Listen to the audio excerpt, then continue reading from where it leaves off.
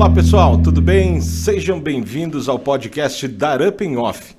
Hoje a gente recebe com muito carinho aqui em nossas instalações ele que é nascido em 92, é um influencer digital com mais de 108 mil seguidores no Instagram.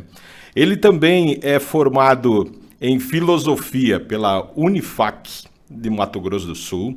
Também tem teologia pela PUC-RS e pós-graduação em artes sacras, né? Esse cara que a gente vai conversar com ele, né? E a gente já usa um termo diferente, né? Porque justamente o Dar Up em Off ele é com esse propósito, né? De trazer uma linguagem fácil, acessível e também muito descontraída. E atualmente ele é pároco em São Sebastião, em Campo Novo, que pertence à Diocese de Frederico Westphalen.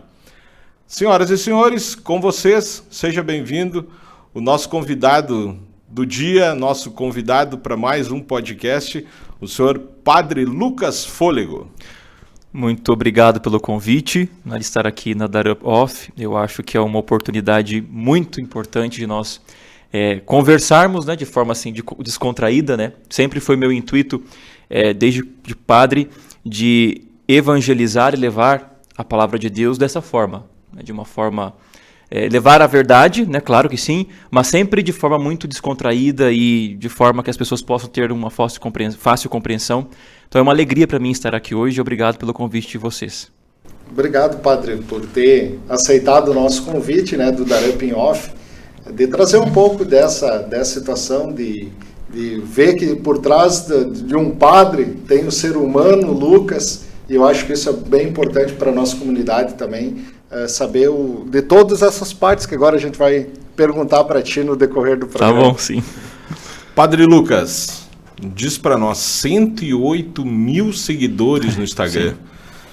Conta para nós de onde veio a ideia, então, de estar nas redes sociais, né? Que acaba sendo uma coisa diferente aqui para a nossa região também, né? Ter um padre tão próximo aqui também, com 108 mil seguidores até o momento. Conta para nós onde é que surgiu a ideia aí de ter uma rede social atuante, assim, na verdade, a minha história com os meios de comunicação, eles são muito assim.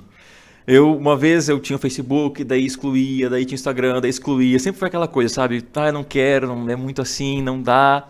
Mas sempre gostei dos meios de comunicação, da tecnologia, isso sempre me fascinou. Mas via que às vezes era perca de tempo, era uma perca de tempo mesmo. Eu perdia tempo ali vendo coisas e depois fui excluir o aplicativo, fazer outra conta, aquela coisa, né? Aquele arrependimento que vai e volta, tá. Mas aí fiz uma conta nova. E ali comecei a trabalhar do zero, eu comecei a voltar, né, o meu olhar justamente para esta questão da evangelização. Então, sempre foi um meu intuito. Claro que é uma ferramenta pessoal, né, é meu Instagram pessoal, mas para evangelizar também. Então, eu trazi um pouco da minha vida, um pouco de evangelização, né, enfim. Mas tomou uma proporção grande este ano. Ele tomou uma proporção, claro, ano passado ele já veio crescendo, né? Quando chegou nos 5 mil, 10 mil, ok? Mas este ano ele cresceu, né? De 15 mil, 20 mil para como está hoje agora em meses. Porque claro, eu tive contato com pessoas deste meio que também são influencers digitais do meio católico, né? E essas pessoas começaram a me marcar ali em alguma postagem, né, indicar, e aí o pessoal começou a chegar, 1.000, 1.500, 2.000, mas o que mais fez crescer nos últimos meses foi a questão do Reels, né? O corte das homilias, o Instagram começou a entregar muito isso, e as pessoas começaram a chegar. Então esse expoente aí de 30 mil para o que temos hoje, de 108, foi agora em meses, foi em questão de 5, 6 meses que aconteceu tudo isso. E eu assim, tento, às vezes assim, não me deixar levar pela carga disso, porque a proporção que eu tenho disso é em uma cidade, eu penso numa cidade de 108 mil pessoas, né? Eu sempre tenho esse cálculo, para saber qual é a proporção dos seguidores, né? E sempre tento tratar de forma pessoal, né? Sempre foi meu intuito, assim, a pessoa conversa, responde uma pergunta, né? Alguém tem uma dúvida, eu não consigo responder tudo, claro que não, por isso tem uma equipe junto, mas eu vejo que é uma ferramenta importante, que foi encontrada, que as pessoas encontraram assim, gente de tudo quanto é lugar, né? Pessoas católicos, não católicos, os que estão se convertendo agora, os que não estão ali só para ter uma palavra. Tem gênero assim, ó, de tudo, né? O público é vasto, mas eu vejo como uma ferramenta, hoje eu vejo como algo importante na evangelização e que é fundamental estar ali junto com eles e evangelizar dessa forma. Pegando dessa questão, né, de estar com 108 mil pessoas que estão te seguindo e acaba tendo uma proximidade com a tua fala, já chegou em alguns lugares que tu não conhece as pessoas e elas falam com uma certa intimidade contigo também? Sim, aconteceu. Agora, no começo do ano, eu fui dar aula na pós-graduação, né? Eu sou professor lá na pós também, a cada 6 meses. Fui dar uma aula e chegando no lugar da pós, eu cheguei e de repente o pessoal começou a ir assim, ô padre, vamos tirar uma foto comigo, né? E eu padre, vamos falar alguma coisa, padre, a sua bênção, padre, não sei o que, padre, eu te sigo, padre, muito obrigado, seminaristas, até leigos, não é? Casais, assim, padre, muito obrigado, não sei o que. Aeroporto, estava sentado no aeroporto, e de repente veio um grupo de jovens e seminaristas e veio falar comigo, padre, muito obrigado, a gente segue o senhor, não sei o que, no aeroporto de Curitiba. Então acontece na minha cidade de origem, quando eu vou para o Mato Grosso, várias pessoas que estão lá, né, que vêm pedir algum conselho, né, mas assim, a gente só tem o contato real quando acontece isso, porque ele é totalmente virtual, mas o real acontece e a gente tem proporção disso tudo quando isso começa a acontecer. Eu reparei também no teu Instagram, tem bastante gente de São Paulo. Como é que tu acredita que chegou isso lá? Olha, eu não sei. São justamente por essas interlocuções? Exato. Claro, exato, porque as pessoas que me marcavam normalmente moram, né, em São Paulo, moraram já em São Paulo. E aí é uma região, não sei, que tem mais propensão, né, a esse meio católico no sentido de evangelização. Então o pessoal, realmente, o público maior hoje de seguidores é em São Paulo. Então pode ser por isso. Por causa que uma das coisas é um pouco isso, né? Nós estamos falando de 108 mil pessoas que acabam seguindo, ouvindo o que tu tem a dizer, né? Trazendo a palavra de Deus, enfim. E daí tu tem uma paróquia, que é uma paróquia pequena, que deve ter 5 mil habitantes. 5 mil habitantes. Então, são dois mundos paralelos, né? Exato, e eles convivem no sentido de que eu tento mostrar para as pessoas do Instagram a minha vida na paróquia. Então, assim, às vezes eu posto mesmo coisas do dia a dia, né? A visita às famílias, os sacramentos, né? O que a paróquia tem de oração, o que a paróquia está fazendo, né? E aí o que acontece? Hoje no Brasil tem até uma sigla que muitos padres estão usando, que são os paroquianos virtuais. Então, o que acontece? Eu recentemente fiz uma reforma na paróquia, há um ano atrás, e o povo do Instagram contribuiu. Entendeu? O povo do Instagram contribuiu. Eles não pertencem à paróquia, mas pelo serviço prestado de evangelização, eles começaram a ajudar. E não foi um valor assim, foi um valor alto, né? Eles encabeçaram mesmo. Não, padre, eu falei, pessoal, quem quiser doar aqui, mínimo 5 pila, né? E o pessoal começou a ajudar e, sabe, incentivado. Eu prestei conta depois, falei onde estava aplicado aquele valor. E eles se sentem abraçados, assim, né? Então, existe uma distância enquanto número em proporção, claro que sim, mas existe uma convivência enquanto pertença, mesmo que virtual. Isso é uma coisa muito engraçada. Uhum. Eles se sentem pertencentes com paroquianos virtuais e, ao mesmo tempo, eu consigo dar para eles um pouco do meu dia a dia como pároco de aldeia, né? Como pároco do interior. Né? Uhum. Eu acho que é muito bom isso, a questão de ter essa proximidade com as pessoas do interior, né? Que eu acho que é um pouco diferente de cidades muito maiores, né? Sim, claro que sim. A nossa riqueza aqui, na nossa diocese, que é extremamente rural, é essa proximidade do padre, né, com as pessoas. Conhecer cada um pelo nome. Na minha cidade eu conheço todo mundo pelo nome. Sei da história de cada um. Se algum não vai na missa, tanto na matriz como no interior, eu sei quem faltou. Né? E depois se faltam 2, 3 finais de semana, eu vou atrás. Fulano, aconteceu alguma coisa, alguém está doente, né? Aconteceu alguma coisa com a comunidade, eu consigo ir atrás. Então, esse controle do rebanho, né? Sim, mas a lista de presença está pelo Instagram daí. E aí você vai. Essa é a proximidade, a beleza do interior, é isso. Uhum. Padre Lucas, conta para nós um pouquinho sobre a tua infância. Tu falou agora que da minha cidade do Mato Grosso e tal. A gente quer saber um pouquinho disso. Sim. Como é que se desenhou aí a tua infância do Padre Lucas? Conta para nós aí. Eu sou o primeiro filho, né, dos meus pais, o Sérgio e a Rose. eles... fui o primeiro filho e depois de 5 anos nasceu meu irmão, né? Meu irmãozinho, o Sérgio, que tem 5 anos de diferença. Eu morei no Paraná, então eu nasci no Hospital Cristo Rei em Ibiporã, que é próximo de Londrina ali, no estado, mas morei em Jataizinho, que é uma cidade pequena, até meus 5 anos. Depois, por diversidades econômicas, meu pai teve que mudar para o Mato Grosso, né, para conseguir sustentar a nossa família e dar o tombo, né, financeiro.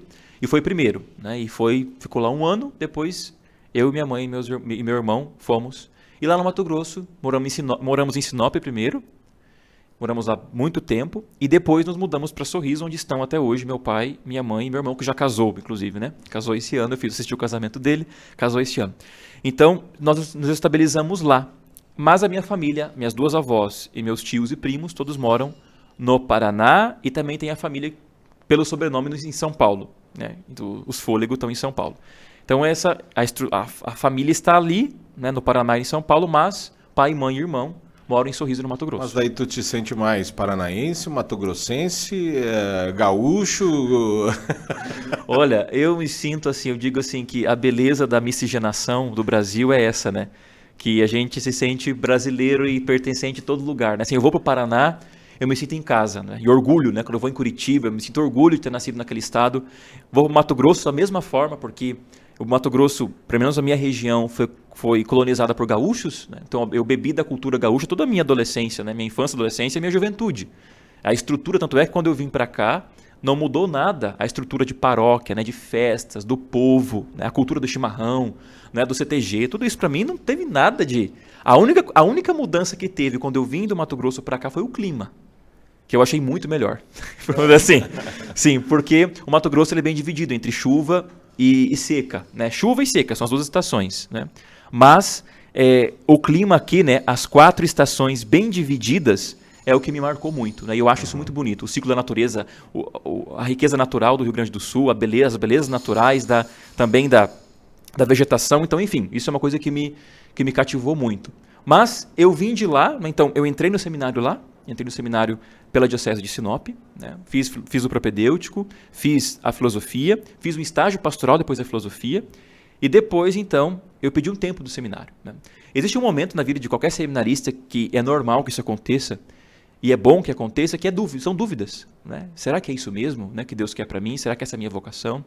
E eu, então, pedi um tempo, né? Falei com o meu bispo, falei com o reitor, falei, preciso de um tempo, preciso ir para casa, pensar se é isso mesmo, né? E fui para casa, fiquei 6 meses em casa, até prestei vestibular para arquitetura, ia começar o curso, e aí eu pensei assim, mas vamos dar mais uma chance, né? Fui em Aparecida do Norte, fiz uma peregrinação lá, foi até bonito, foi um momento assim de fé, em que eu senti que isso deveria voltar, né? Eu deveria dar mais uma chance, e então eu conversei com o Dom Antônio, né? E ele falou, não padre, não Lucas, dê mais uma chance, né? Vamos tentar. Então eu vim para a Diocese de Frederico Westphalen, fiz 1 ano de estágio pastoral, ou seja, mais 1 ano de estágio para conhecer a Diocese me conhecer, e no final desse ano a Diocese me deu então um aval, ó, vamos continuar. E aí foi então que depois deste ano de estágio pastoral, a formação me avaliou, e então eu fui para a teologia. Aí foi onde eu comecei a teologia, e terminei a teologia então na PUC, e sou padre aqui, estou no Sul já faz 10 anos. Sabe que é engraçado que a gente conhece alguns amigos, já professores mesmo aqui da universidade, que estiveram no seminário, né? Antigamente, para estudar, a maioria do nosso povo aqui, uma grande maioria que estudou, foi para o seminário. Sim. E muitos deles comentam que chegou lá pelas tantas, o bispo chamou eles e diz, olha, eu acho que seria bom tu voltar para casa, ver se é isso mesmo que você quer, e depois talvez você retorne aqui, né? E até a gente brinca, e eles dizem, o bispo chegou e me chamou, me puxou a orelha e diz, vai para casa, pensa um pouquinho. E o teu caso foi ao contrário. Ao contrário, porque assim, nessa época a qual você se refere, nós temos um boom de vocações, né? Nós temos ali o seminário com 30, 50 seminaristas, né, ao todo, assim, morando, meninos do ensino médio, né, que trabalhavam na lavoura, meninos que assim, teve um seminário com vaca, com tudo isso daí, e uns realmente uma oportunidade de estudo. E foi bom porque ali dentro eles aprenderam valores, né? Valores, e aprenderam a fé, e levaram isso para a vida deles. Mas realmente, nessa época, existia o olho da formação, né? Olha, cara, eu acho que você não tem, vamos voltar para casa, vamos pensar mais um pouco, né? Você tem. Existe um faro vocacional para isso, os formadores sabem disso. Mas hoje, com a diminuição das vocações, não é que a igreja está ordenando todo mundo, não é isso, né? Porque também tem vocações que vê que o cara não tem vocação, a igreja entende que, bom, porque ninguém tem direito de ser ordenado na igreja, né? O candidato se apresenta e a igreja que disse sim ou não. E alguns até hoje são dispensados, né? Eles vão para casa, né? Mas o que eu quero dizer com isso é que esse processo de avaliação, porque nós temos hoje um mundo que todo mundo tem possibilidade de estudar, não precisa ir para o seminário. Então, se o guri está lá, é porque realmente ele quer entregar a sua vida, porque ele não está lá por um benefício de estudo, porque ele tem isso em outro lugar. É porque ele quer ser padre. Então, essas dúvidas que vêm hoje, elas surgem de forma muito mais natural, né? Sem um peso no sentido de... Mas como algo muito natural. E em um processo com psicóloga, com formador, com diretor espiritual no seminário, a gente vai aclarando isso, até tomar uma decisão. Uhum. Mas quando se tem o chamado vocacional, é uma situação, é mais fácil abraçar a causa de Deus ou às vezes é bem complexo? Depende do nível em que nós estamos. O que eu percebo hoje é assim, se o guri segue a via normal, né, que ele está na casa dele, faz ensino médio, ou faz ensino médio no seminário, mas tanto faz, e chega no seminário com 17 anos, 18 anos, ok, ele entra ali, né, faz os estudos, a filosofia, a teologia, com 23, 24 anos, está pronto, 25, é padre.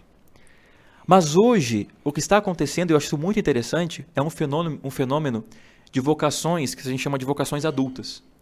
O cara fez toda a faculdade, o cara tem um salário sólido, tem uma vida financeira estável, e ele sente o chamado de Deus. E aí ele tem que abrir mão disso. Entendeu? Porque o cara... Eu quando saí de casa não tinha nada. Eu continuo não tendo nada. Entendeu? Eu não tive que abrir mão. Eu tive que abrir mão da minha família. De estar com meu pai, com a minha mãe, com meu irmão. Isso, claro que isso é um peso. É uma renúncia que faz parte da vocação, como Jesus disse. Né? Quem põe a mão no arado e olha para trás não é digno de mim. Mas essa questão de deixar muita coisa como um jovem hoje, isso pesa muito mais hoje. Porque isso está acontecendo. Tem muitos jovens que estão deixando, fizeram faculdades... E o nível de renúncia deles é muito maior. Porque ao abrir mão de tudo isso e não dar certo, recuperar tudo isso depois é algo muito difícil. E já estão numa idade avançada, né, de 25 ou 30 anos, 20, 24, 27. E eu acho isso muito bonito. Então, eu acho que existe, claro que em ambos os casos existem renúncias, dificuldades, né, que são superáveis. Mas um jovem hoje que dá esse passo, eu digo que ele tem muito mais coragem do que eu tive. Pela determinação de deixar tudo e seguir nosso Senhor assim, como ele fazia, né? Jesus passava, deixava... Hoje a gente está comemorando São Mateus, né? É justamente isso, passou na coletoria de impostos, segue-me, o cara largou a vida boa que ele tinha, o dinheiro que ele tinha, a casa que ele tinha, que era muito boa, e foi viver com Jesus. Então isso continua acontecendo hoje. E eu acho que esses jovens têm muito mais coragem, tanto os homens quanto mulheres, né? Meninas também que deixam tudo, atrizes, né? Eu estava vendo esses dias, jogadores de futebol, atores, deixam tudo para ir ser padre, para ir ser irmã. Você fala, mas olha o tamanho da renúncia dela, foi muito maior que o meu. Com certeza. Então, existem diferenças, mas eu acho que a coragem dessa geração de hoje é muito maior. E há uma grande prova de fé também, né? Exatamente. Mas eu ainda fiquei assim com a pergunta inicial do Digo ali, a pergunta inicial, ele disse, bom, fez arquitetura, iria iniciar, veio, pensou e tal, e em que momento tu acredita que houve aquele chamado? Porque é uma dúvida, né? Sim. Eu fiz o segundo CLJ de Frederico, né? Há muitos anos atrás. E lá pelas tantas tinha aquele negócio, né? Tu se encontrou com Jesus, enfim, aquela situação que quem está no meio ou participa de um movimento de igreja, CLJ, enfim, eu cito o CLJ porque foi o que eu fiz. Lá pelas tantas tem o momento do sacrário, enfim, né? E aí eu te pergunto de novo, em que momento foi que você sentiu assim que... claro, você comentou assim, não, vamos lá, vamos tentar de novo, né? No Sim. momento que chegou e disse, nossa, levei Entendi. veio uma luz, Sim. ou sei lá, conta pra nós como é que, Sim. como é que foi esse processo. A ida pro seminário a primeira vez foi algo muito natural, né? Meus pais se conheceram em grupo de jovens, sempre foram da igreja, né? O casamento deles foi um casamento sempre muito estável. Meus pais são testemunhas de forma muito ordinária, como acontece na vida da igreja, 99%, os padres saem de famílias cristãs, né? Os pais vão na igreja, vão na missa, ajudam, são atuantes, incentivam os filhos. E aí eu fui crescendo com eles, eu fui coroinha, fui catequista, né? O exemplo do meu paro, claro, isso aqui conta muito, o exemplo do padre numa comunidade, né? O jovem que olha para o padre, eu quero ser igual a você, né? Eu acho que isso é bom, isso é muito interessante. As orações que os fiéis fazem aqui na diocese, a gente reza, né? Sempre nas preces, a oração pelas vocações, pedindo a Deus que mande. Então tudo isso, de forma muito natural, faz com que o jovem desperte. Então eu falei, bom, eu acho que eu quero ser padre. Nesse momento inicial não teve nada de sobrenatural. Não é? Foi algo natural que eu fui pensando, juntando os fatos da vida e meus desejos internos. Eu falei, não, acho que eu quero ser padre. E aí, conversei com a minha família de forma muito normal, muito natural, nunca teve oposição a nada. E também nunca teve obrigação a nada, isso é muito interessante. Né? Nunca teve oposição e nem obrigação. Você tem que ir, é isso que eu quero, se você não for eu vou me matar, né? Não teve nada disso. Minha mãe e meu pai sempre foram muito tranquilos em relação a isso. Mas depois que eu saí, teve um momento, que foi lá em Aparecida. Eu fui com dois amigos padres, eu já não estava mais no seminário, e eu, dentro da basílica, quem já foi lá sabe, eu estava sentado no banco, e o piso de Aparecida, né, é um granito, então ele é totalmente espelhado, você consegue enxergar assim, o reflexo da igreja, né, no chão. E a missa começou, e aí eu olhei para aquele granito, assim, olhei para mim, né, estava refletido assim no granito, comecei a olhar, e comecei a imaginar todo o meu futuro sem ser padre. Como que seria meu futuro sem ser padre? E eu não conseguia imaginar, eu não conseguia pensar nisso. Eu não conseguia ver outro caminho sem ser o sacerdócio. Aí como eu achei que aquilo era coisa da minha cabeça, né? Como sempre, a gente começa uma mente cartesiana, né? Pragmática. Eu falei, não, isso é coisa da minha cabeça, não tem nada a ver isso aqui. Aí fui lá na Nossa Senhora, que eu tinha uma lista de pedidos de pessoas próximas, cheguei na frente dela, e comecei a pedir, ó, fulana pediu namorado, fulana pediu pra casar, fulana pediu pra engravidar. E legal que depois Nossa Senhora atendeu todos os pedidos da lista, né? Quando chegou na parte que eu ia pedir pra mim, que eu falei assim, eu quero fazer uma boa faculdade, né? Quero ter uma família. Eu não conseguia pedir isso. Eu não conseguia, porque eu travava, porque isso não é uma coisa que não estava mais no meu imaginário. Aí eu já entendi. E eu falei, não, eu acho que aqui tem uma coisa mais forte de novo que eu preciso tentar. Aí dali nós saímos, fomos para uma loja de paramentos, roupa de padre, né? Os padres foram comprar. E eles começaram a comprar aquilo, lá, e eu falei assim, meu Deus do céu, mas eu não podia estar sentindo isso, essa vontade de usar isso. Né? Porque eu estou em discernimento, mas eu nem quero mais isso. E por que eu tenho vontade de usar essa roupa? Isso não está certo. E eles começaram a olhar. Falei, não está certo isso. Aí eu lembro até hoje, de dentro daquela loja, eu mandei uma mensagem para o Dom Antônio. De dentro daquela loja. Eu falei, Dom Antônio, a gente precisa... Eu já conversava com ele. Dom Antônio sempre foi um bispo muito midiático, né? E graças a Deus, porque ele ajudou muitas pessoas. E me ajudou também quando eu estava no seminário em momentos de dificuldade. Né? No sentido de direção espiritual, de fé, né? Sempre dando força, coragem. Eu lá no Mato Grosso, nunca pedi para vir para cá. E nessa oportunidade eu entrei em contato com ele. Ele falou, não, Lucas, quem sabe, né? Pode ser, vamos tentar. E aí a gente se encaminhou. E aí foi onde, graças a Deus, eu estou aqui. Na verdade, na oração até diz que dê coragem às pessoas, né? Chamadas. Então, exatamente. Que pode também ser um pouco disso. Sim. Né? Sim. E aí, antes de vir para cá, tu acabou atuando como padre em outra paróquia, outra diocese? Como é que funcionou isso? Eu fui ordenado, então, em 2018, e a minha primeira nomeação foi como vigário intendente Portela. Já veio aqui para o sul. Sim, eu fui ordenado. Então, eu terminei a teologia em Porto Alegre e fui ordenado em Constantina, né? Porque a catedral ia entrar em reforma. Normalmente, quem não tem residência aqui, né, como eu, que meus pais não moram aqui, a gente escolhe, a catedral acolhe, né, para as ordenações. Mas naquele ano a catedral ia entrar em reforma ou não ia. E como a ordenação é uma coisa muito antecipada, a gente precisa prever com um ano de antecedência, data, né, convite, tudo isso. Então eu falei, não, então se a catedral fique livre, né, a gente vai interromper o processo da reforma, se acaso acontecer. E eu escolhi Constantina, né, a paróquia São José, e fui ordenado padre lá, em Constantina, em 2018, no dia 14 de dezembro. E aí o bispo, Dom Antônio, então, me nomeou vigário em Portela, que eu fiquei, então, por 7 meses. E depois, como pároco em Campo Novo. Mas eu quero voltar um pouquinho, Digo. Tá, vai lá. Não, ele comentou também da questão do momento, né? E ele é praticamente uma formatura, então. Que daí se organiza todo. Exatamente, sim. Não, é que o que eu ia perguntar, que devem perguntar bastante pra ele, tá? Mas pai, tu tava lá bem direitinho e tal, mas tu não tinha nenhuma namorada, nada. Eu acho que deve ser uma pergunta que muita gente faz também, sim, né? Porque, eu tava fazendo arquitetura, não, passou no vestibular de arquitetura e tal, mas... E aí, né? Eu acho que deve ser meio recorrente essa pergunta, né? A questão é a seguinte, eu volto naquela questão lá do começo que eu falei, da diferença, né? Porque, claro, eu entrei com 17 anos, então os meus relacionamentos não teve nunca um namoro, como a gente entende um namoro, né? De hoje, de um adolescente de hoje, de, sei lá, de 15, 16 anos, que já está um ano junto, nunca teve isso, né? Claro, teve relacionamentos assim, como todo adolescente tem, entendeu? Teve isso, mas de uma forma muito natural, assim, nunca teve um namoro, nunca teve, porque eu entrei com 17 anos, sabe? E eu engraçado, que desde da escola, do ensino médio, do começo do ensino médio, eu já externalizei isso. Então, na escola eu fui chagado, né? Você, o cara que vai ser padre, bulinado, né? O cara que vai ser padre ali. Então, não, todo mundo tinha um respeito, assim, ninguém. Mas tinha as chacotas, eu entendo isso hoje, sabe? E o pessoal fazia isso, né? Mas me dava bem com todo mundo. Tinham colegas, né? Era o nerd da sala, daí aquele pessoal, sabe? E aí, mas todo mundo me respeitava, né? E hoje, inclusive, como padre, meus antigos colegas, assim, alguns estão casados, né? E a gente se conversa ainda e é muito bom isso. Mas nunca tive um relacionamento assim. Ao contrário dos jovens de hoje, como eu estava dando aquele exemplo. Porque quem entra com 25, 27 já teve muitas namoradas. Alguns já ficaram noivos, entendeu?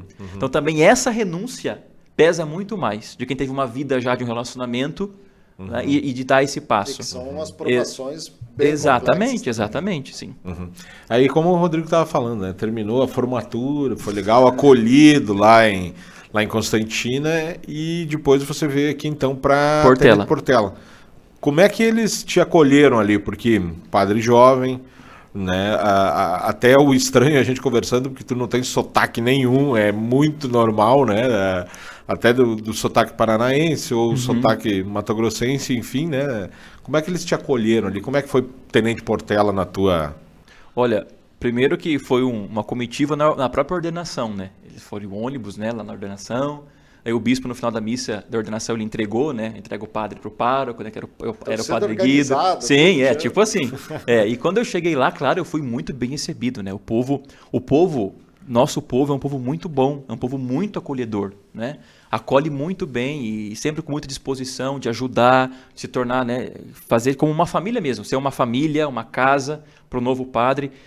Então, sempre fui muito bem. Portela foi assim, eu tenho recordações muito bonitas de pessoas, né, que eu trago na memória, que me ajudaram muito no tempo que eu estava lá. No começo do ministério, que tudo é novo, né? Tudo é diferente, tudo é a primeira vez, não é? É assim. Então, eu só tenho a agradecer pelo tamanho do carinho que aquele povo me acolheu. Porque o padre acaba gestando toda a paróquia, né, que foi designada. Na verdade, o que acontece é assim, quando eu fui para Portela, eu era vigário. Então, o que muda? Sim, o pároco, ele é responsável pela paróquia juridicamente e administrativamente. Ele é o responsável. O vigário, ele vai ajudar o padre. Então, o vigário, ele vai rezar os sacramentos, entendeu? Rezar missa, os batizados, os casamentos, vai ajudar o pároco nos sacramentos e vai ajudar o pároco na pastoral, certo? Você vai cuidar dos jovens, do grupo da terceira idade, né? Eles se distribuem as funções pastorais e sacramentais. Agora, a parte econômica, administrativa, jurídica é do pároco. Então, isso é a função dele. Então, quem fazia isso era o padre Guido. Então, eu fui lá para auxiliar ele.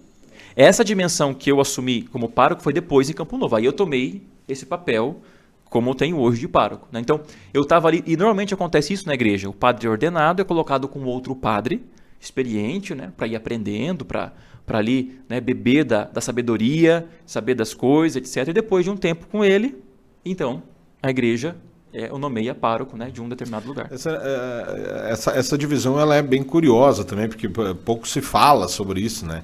O que tu diria a função, porque vamos entender da seguinte forma, se a gente for entrar, né, e vamos entrar logo o movimento do CLJ, o movimento do Chanch e tal, né? Mas agora você está trazendo uma situação em que o padre com uma formação de teologia vai cuidar parte administrativa, o que de fato é essa parte administrativa, jurídica, contábil, contabilidade, o que envolve tudo isso, só para a gente entender também. Esse é o nosso pavor, na verdade. Porque realmente, claro, dentro da faculdade de teologia tem a matéria que se chama administração paroquial. E o que se refere isso? Isso se refere a toda a parte econômica da paróquia. Ou seja, o pároco ele tem que estar ciente de o quanto tem de dinheiro no banco, o quanto a paróquia gasta por mês, se o dízimo cobra ou não cobra aquilo, as despesas fixas da paróquia. A paróquia, dentro desta área, ela é uma empresa, é gerida como uma empresa, ela tem funcionários, tem que ser pagos todos os meses, entende? Ela tem uma receita, ela tem uma despesa, então o pároco ele é responsável por isso, totalmente por isso. Sabe? Pela paróquia, quem responde é o pároco. Claro, tem um conselho econômico, né? Tem um conselho econômico, casais que ajudam o padre nessa parte econômica, a gerir a paróquia, a pensar, né, no dízimo, na questão dos eventos, as festas paroquiais, né? Tudo isso tem uma ajuda. Mas no final de tudo, é ele quem tem que gerir isso, porque ele é o responsável por isso. Então, se acontecer, por exemplo, qualquer problema jurídico numa paróquia, é o pároco que vai responder. É ele que responde. Né? Então, essa é a parte administrativa. E não tem um FPM, assim, do Vaticano e tal, que vem para todas as... Não tem. Não tem. Mas assim, isso é muito curioso, porque a gente vai aprendendo. Por exemplo, eu quando cheguei na paróquia, eu não sabia o que tinha que fazer em fórum, entendeu? Em tabelionato. Eu não sabia nada disso, nada. Mas eu fui pedindo. Fui um advogado e pediu o que era, entendeu? Fui na secretária que está lá há muito tempo e já foi, né? Trabalhou já em escritório contábil. Fui perguntando, a gente liga aqui na cúria da diocese, pergunta, né, para o contador, o que é isso? Não, padre, o senhor faz assim, assim, assado. A gente tem que aprender, né? Tem que aprender, mas esta parte que não faz propriamente parte do padre, no sentido de não é esse o objetivo, mas faz parte. Então a gente tem que aprender, nem que for a trancos e barrancos, tem que aprender. E como é que funciona pegou, virou padre, virou vigário, aí agora está na paróquia, e como que vai subindo de patente, assim, até chegar a ser o Papa mesmo? Como é que funciona? Patente você vai, assim, o sacramento da ordem são 3 graus, né? É o diácono e o padre e o bispo. Você entra no seminário, você é ordenado diácono, primeiramente, que recebe o primeiro grau da ordem, depois é padre, é sacerdócio. Pronto, acabou. Assim, na diocese, o bispo pode conferir um cargo pastoral, né? Pode ter um título, né? Como cônego, que na diocese a gente tem os cônegos, né? Pode ter um título. E trabalhos pastorais, ser responsável por isso, por aquilo outro. Mas em relação da hierarquia da igreja, ou seja, para ser um bispo, que daí isso existe, é outra coisa. Você não é assim, você não entra no seminário, não é nada disso, né? Os bispos, eles enviam a cada um período de tempo o nome de 3 padres para a Nunciatura Apostólica, aqui no Brasil, que é o representante do Papa no Brasil, né? O núncio é o representante do Papa no Brasil, em Brasília. Então, a cada tempo, o bispo manda o nome de 3 padres. Pode ser da diocese dele, ou de qualquer padre que ele mande. E manda esses nomes para a Nunciatura. A Nunciatura, dependendo da falta de bispos no Brasil, ou no mundo, né? Mas mais no Brasil, ela vai pegar aqueles 3 nomes e vai começar a fazer uma consulta. Então vem uma consulta que é tudo sob sigilo, né? Os padres da diocese, alguns padres, né? E o próprio bispo que indicou, e outros bispos. Se você conhece tem um questionário, você conhece aquele padre, se ele é uma pessoa idônea, né? Tudo isso. E responde e manda de volta. Esse processo pode demorar 3, 5 anos, 2 anos, 6 anos, entendeu? Até que esses nomes, então, se são escolhidos, né? Desses 3, o primeiro. Depois, se o primeiro chega lá no Vaticano, depois é mandado ao Santo Padre, e lá a congregação para os bispos vai ver, né, se desses nomes, quais se encaixam diante daquela realidade que está faltando um bispo. E aí vão indicar para o Papa, e o Papa vai dizer sim, né, o relatório é esse, ok, esse primeiro passou. Se o primeiro nome que foi não passou, então eles vão para o segundo. E depois, o segundo não deu, o terceiro. As indicações permanecem lá. Mesmo que seja nomeado primeiro, é nomeado, mas o segundo e o terceiro permanecem lá. Então, é essa forma como funciona. Né? Tá, mas não tem um estudo que vai aumentando. Não. O bispo sempre é uma surpresa. Passando no concurso. Não. O bispo, claro, que os padres podem fazer mestrado, doutorado. E normalmente os bispos que são nomeados têm mestrado, têm doutorado. Fala, né? Mais de alguma língua. Exatamente. Assim, então, claro que tem isso. Óbvio que sim. Mas hoje não é mais esta linha, ou seja, se nomeia de acordo com a realidade do lugar. E claro que tem as exigências do direito canônico para um bispo, né? Mas hoje essas nomeações acontecem e que não depende de um estudo. Então, hoje quando um bispo fica sabendo que ele é bispo, porque o núncio pega o seu celular, vai tocar, você vai atender, vai dizer, padre aqui é de Brasília, o núncio quer falar com o senhor. E o núncio vai dizer, o Santo Padre, o Papa Francisco, nomeou o senhor bispo da diocese e tal. O senhor aceita? O senhor aceita ou não aceita? Ele pede um tempo para pensar, ele vai dizer, o senhor tem 5 minutos. Entendeu? Mas você vai dizer o quê? Porque é o Papa, não é? Então, sim, eu aceito. e diante das dificuldades, das misérias, né? E tem uns que não aceitam, realmente não aceitam. Né? Diz que não, ok. Mas é assim que funciona. E depois que você é nomeado e aceita, aí você é ordenado bispo, aí você vai para Roma e tem um curso para os novos bispos, né? Que é feito lá. Mas então assim, não é como padre que você passa 8 anos no seminário esperando aquilo. Você está aqui trabalhando, toca o seu telefone, você tá entendendo? Pega de surpresa mesmo. E do dia para a noite você está na sua paróquia quietinho, cuidando do seu povo, você é responsável por uma diocese com 500 mil habitantes, cheio muitas vezes de problema, né? Que acontece. Às vezes tem um problema na faculdade que está, né? É financeiro, ou falta de vocações, não é? Você pega entre aspas, um problema, né? Que de tamanho, você fala assim, meu Deus, agora eu sou responsável por isso. Mas é o mistério da igreja, né? É o chamado de Deus, é isso. Padre Lucas, como eu falei, eu fiz o segundo CLJ aqui, né? Há muitos e muitos anos. Fez qual CLJ, Diego? 11º. Tu vê, né? Ele fez o 11º, quase 10 anos depois, né? Ele fez o CLJ. Isso que nós temos uma diferença de... Na verdade, até o Padre Lucas é de 92, eu fiz em 93, eu acho, 94, então... Já está entregando a idade, né? Padre Lucas, a Igreja Católica tem vários movimentos, né? Como eu falei, CLJ, ICC, Chantra, Maús. Como é que você enxerga esses movimentos hoje, na atualidade? Tem espaço para o digital aí também ou não? Sim. Olha, os movimentos na igreja, eles são suscitados como carismas do Espírito Santo, né? O Espírito Santo suscita os carismas, né? Esses movimentos que surgem, e cada movimento, ele é como se fosse um ramo de uma única árvore, né? Uma única árvore. Ele vive um carisma, mas ele está unido naquela árvore. Ele não sobrevive sozinho. Ele pertence à igreja, sua vida espiritual depende da igreja, mas é uma forma de viver a fé cristã, né? Uma forma de externalizar aquilo. Então, existem muitos movimentos na igreja. Nós temos aí o Chantra, tem o CLJ, né? Tem o Emaús, tem o EJU. Nós temos muitos movimentos que são muito bonitos e todos fazem parte da pluralidade do Espírito Santo. Isso é belíssimo na igreja. Mas, claro que existe o espaço hoje digital para este meio. Por quê? Porque, claro, a pandemia nos ensinou que o nível de presença é muito importante, isso nos fez muita falta, né? A proximidade do calor humano, de estarmos juntos, isso é fundamental e nada vai substituir isso. Mas ela mostrou o tamanho do campo que nós temos neste meio para chegar nas pessoas, para chegar em todos os lugares. Então, o alcance de um movimento que se abre a isso, que tem o seu movimento mesmo no Instagram, no YouTube, né? No Facebook, com um boom de disparar, né? Isso vai atraindo outras pessoas, né? Que vão chegando, querendo conhecer, né? Se aproximando. Eu creio que não tem como mais nós fecharmos o redil da evangelização digital. Isso é impossível. A igreja não tem... Quem não tomou conta disso ainda, não tomou posse disso aí ainda, como movimento, como pastoral na igreja, como evangelizador, está ficando para trás. Está ficando muito para trás. Porque o nosso povo hoje está ali. É o campo que nós temos de nos encontrar com eles, às vezes remotamente, né? Ou como eu falei, tem pessoas que eu nem conheço, mas que ouvem, mas são o povo de Deus, é o mesmo povo de Deus. Então a proporção que eu tenho em Campo Novo, falando para 5.000 pessoas, né? Sim, são o povo que compõe, mas de católicos é metade, né? São a metade. Então, eu falando para eles, mas eu postando a mesma coisa que eu estou falando para eles lá no Instagram, o alcance, essa palavra chega a muito mais gente.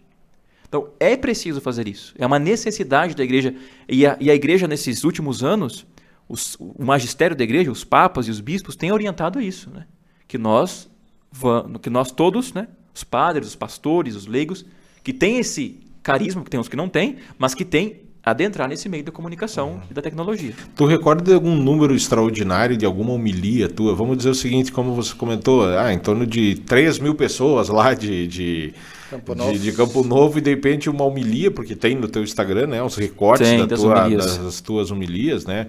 Ou seja, para quem ainda não é familiarizado, a homilia é o discurso do padre, né? Aquela hora em que... Depois do evangelho, o padre é o sermão, né? O sermão do padre, isso. Sim. E tu tens em mente, não exatamente, sim, mas assim, vamos dizer, o teu sermão foi para quantas mil pessoas? Sim, teve um recorte de Pentecostes, que eu disse que o Espírito Santo não era fogo, não era água, não era pomba, né, que são símbolos, né? que teve 350 mil visualizações. Então esse foi o alcance, acho que máximo. Nem sei quanto está agora, porque eu nem vi mais. Mas esse foi o alcance máximo, entende? Então, mas quem assiste mesmo, você vê as visualizações das homilias, é 7 mil, 12 mil, 10 mil. E o pessoal para ver 10 minutos. O pessoal assiste inteiro, porque os comentários mostram que assistiram até o fim. Ele não conseguiria comentar aquilo se não tivesse assistido ou a metade ou o fim. Então, eles param para ver. No Instagram mesmo, 10, 15 minutos, eles param para assistir. E no YouTube também, né? Porque ela também está no YouTube, o pessoal prefere o YouTube, coloca na televisão. Então, também, o pessoal assiste. Então, o alcance é muito maior. E tu enxerga que tem padres que estão dispostos a entrar nesse meio digital também, ou tem padres que são aversos a isso? E por outro lado, assim, se a população mais, eu não sei se é o termo correto, mas dogmática, assim, ela estaria preparada para receber esse conteúdo? Porque, por exemplo, assim, eu gosto do padre aqui, eu vou lá no, o padre Lucas é muito legal, mas agora ele está nessas redes aí e tal. Como é que tu enxerga isso dos dois pontos de vista? Tá. Primeiro, da população, se ela está preparada para receber uma linguagem fácil, como nós estamos falando. Inclusive, na saudação inicial, eu disse o cara aqui, e aí lá pela Santa Padre Lucas, não, o cara vai para o seminário, então significa que nós usamos o mesmo termo igual, né? Se eles estão preparados, ou seja, dois pontos. Se a população está preparada para receber esse conteúdo de forma direta, tranquila, serena, e se, vamos dizer assim, os padres também estão aptos, digamos assim, a levar este conteúdo. Como é que tu enxerga isso? Olha, do ponto de vista dos padres, né? Essa semana o meu diretor espiritual comentou comigo e perguntou assim, padre, eu gostaria de saber como que funciona essa sua relação aí com a equipe, né? Como é que funciona? Eu expliquei para ele. Eu posso mandar padres para conversar com o senhor porque eles querem entender como isso funciona para eles poderem começar. Então, mas sempre o clero mais jovem. Mais jovem, sempre. Desculpa só te interromper. Clero, vamos lá. Os padres. Tá. Os padres mais jovens. Os padres mais jovens. Os padres mais jovens que têm esse interesse e o padre... Então, desse ponto de vista, eu vejo que é muito bom, né? Porque eles têm uma facilidade com a tecnologia, já entenderam, só que não sabem das ferramentas, não sabem por onde começar. Então, ok, nós vamos ajudar, sem problema. De outro lado, nós temos também padres jovens que eles não se sentem, assim, não têm o carisma. Né? Faz parte, não gostam de estar aqui, como a gente está falando, né, num podcast, não gostam de estar no Instagram, nem no Facebook. Então tá bom, se expor. Tá bom, ninguém é obrigado a fazer isso, né? Tá bom.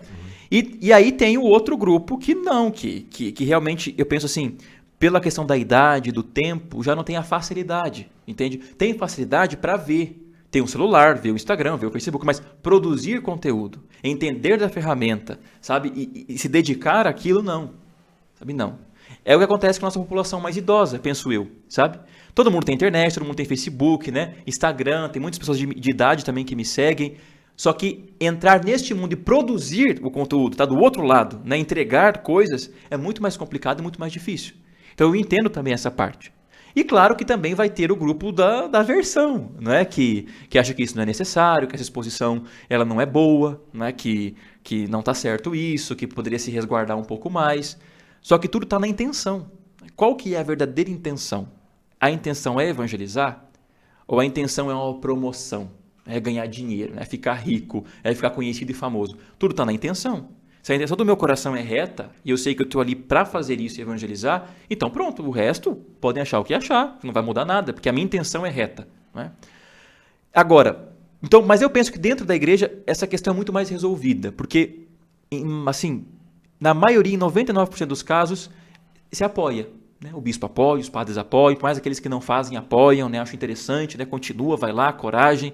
Ok. Em relação ao povo, né? É justamente isso. Também tem os que apoiam, tem os que acham que não é necessário, que é muita exposição, enfim, tá bom? Mas, diante da tua pergunta, eu acho que há uma necessidade, entende? Se eles estão preparados para receber o conteúdo, né? Eu não sei no sentido de preparo para receber, mas eles precisam disso. É isso que eu entendo. Sabe? A população precisa deste contato, assim, com a palavra de Deus em todos os âmbitos da vida, né? Se ela está não só reservada a um momento ali na igreja que ela vai uma vez por semana na missa, mas ela está passando um vídeo lá no Instagram, opa, o padre está aqui falando um reels de 30 segundos, né? 60 segundos, eu vou parar aqui para ouvir 1 minuto que ela ouve ali, pronto, sabe? Ok, e segue. Então, esse meio também ajuda ela a pensar em Deus pelo menos 1 minuto da vida dela durante o dia. Então, a população, eu penso que tem necessidade, tem sede disso, né? E nós precisamos disso, porque é o meio que nós temos de chegar a pessoas que não estão dentro da paróquia fisicamente. É isso que eu penso. Nós temos uma população que são fiéis, vão na missa todos os finais de semana, né, ou que não vão todo domingo, mas tem uma frequência, né, paroquial, e outros que não vêm fisicamente à igreja, mas começam um processo de conversão pelos meios sociais.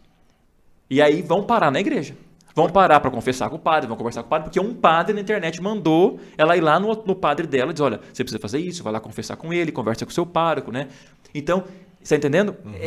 A conversão vai chegando por esse meio. É tipo aquela publicidade, procure o seu padre ao pressentir os sintomas, procure o seu padre. Não, acho que a questão da evangelização através dos meios, sim, tu acaba estando mais próximo e ao tempo que as pessoas não têm como não gostar de algo que elas não conhecem, né? Exato. Mas aí eu ia te perguntar uma outra questão. Quando assiste uma missa, que é a celebração, e não tem a comunhão, né, a Eucaristia, tá valendo a missa, não tá? Como é que funciona isso? Se ela assiste de casa? Isso. Então, o preceito dominical, né, o preceito que está nos 10 mandamentos, né, guardar domingos e festas, é ir à missa. Então, nenhuma celebração transmitida substitui a celebração presencial, a não ser em caso de doença grave, que a pessoa esteja impossibilitada de ir à missa, né, ou que ela esteja cuidando de algum doente. Daí ela não pode deixar o doente para ir na missa. Então, isso é claro que isso é totalmente compreensível e não se incorre em pecado de forma nenhuma nisso. Agora, se a pessoa tem o final de semana todo, né? Tem ali todos os horários, não tem doença nenhuma. E não vai porque não quer, por preguiça, por ócio, e sabe que o mandamento existe porque nós temos que prestar culto a Deus, e para isso existe o domingo, né, que tem esse nome domingo, porque vem de Dominus, dia do Senhor. É um dia consagrado a Deus. Então, o domingo foi feito para ir à missa. Então, se eu não vou e assisto em casa, isso não vale. Não cumpre o preceito, entende? O preceito não cumpre. Eu não cumpri o preceito. Mas vale enquanto pode agregar um conhecimento a mais, entendeu? Eu posso assistir a missa, ok, mas não cumpre o preceito. Substituir é a mesma coisa de você assistir um churrasco em casa pela televisão, né? Você pode assistir um churrasco, exatamente, entendeu? Você fica lá, mas não vai comer, sabe? Então não é a mesma coisa. Mas o que eu percebo é que muitas pessoas fazem isso. Elas vão na missa, na paróquia dela, no domingo ou no sábado, e voltam para casa e assistem as homilias. Eu tenho alguém bem conhecido que faz isso. Entendeu? E aí depois a pessoa fala assim, padre, até uma semana na paróquia, um paroquiano me disse, padre, eu acompanho lá um padre de São Paulo e ele falou a mesma coisa que o senhor disse aqui hoje. Eu falei assim, que bom que a gente é católico, né? Então falar a mesma língua, né? Outra coisa que eu ia perguntar igual, existe já um movimento, né? Então nós estamos falando de uma evangelização através das redes sociais, enfim, e já existe um movimento, e até se eu não salvo engano, houve uma transmissão de uma missa pelo metaverso. Como é que está andando toda essa quantidade de redes sociais, porque é uma rede social a mais, né? Então, de forma de chegar mais próximo das pessoas, através de outras plataformas. Quando nós falamos da evangelização, essa questão da palavra de Deus, né? Da entrega da doutrina, é uma coisa. A entrega dos sacramentos é outra, porque é justamente isso, né? Falando propriamente do metaverso, nós temos um problema sacramental, porque os sacramentos estão intimamente ligados com a realidade. O que eu quero dizer? É pão de verdade, é vinho de verdade, é óleo de verdade, entendeu? É água de verdade, são pessoas de verdade. Deus usou dos sinais sensíveis da matéria para tocar o ser humano. Então, o metaverso não tem isso, entendeu? É uma desassociação da realidade. E isso é prejudicial dentro do sacramento. Claro que lá dentro pode ter alguém dando uma palestra de algum assunto da fé, isso é outra coisa. Mas entrar no mundo sacramental propriamente, existe um problema em relação à desconexão do mundo real, o mundo criado mesmo por Deus, a desassociação disso, e da nossa dimensão comunitária. Entende? De eu ter que ir na missa, sentar do lado do banco de alguém de verdade e ter vida comunitária com essas pessoas, de proximidade, de pertença.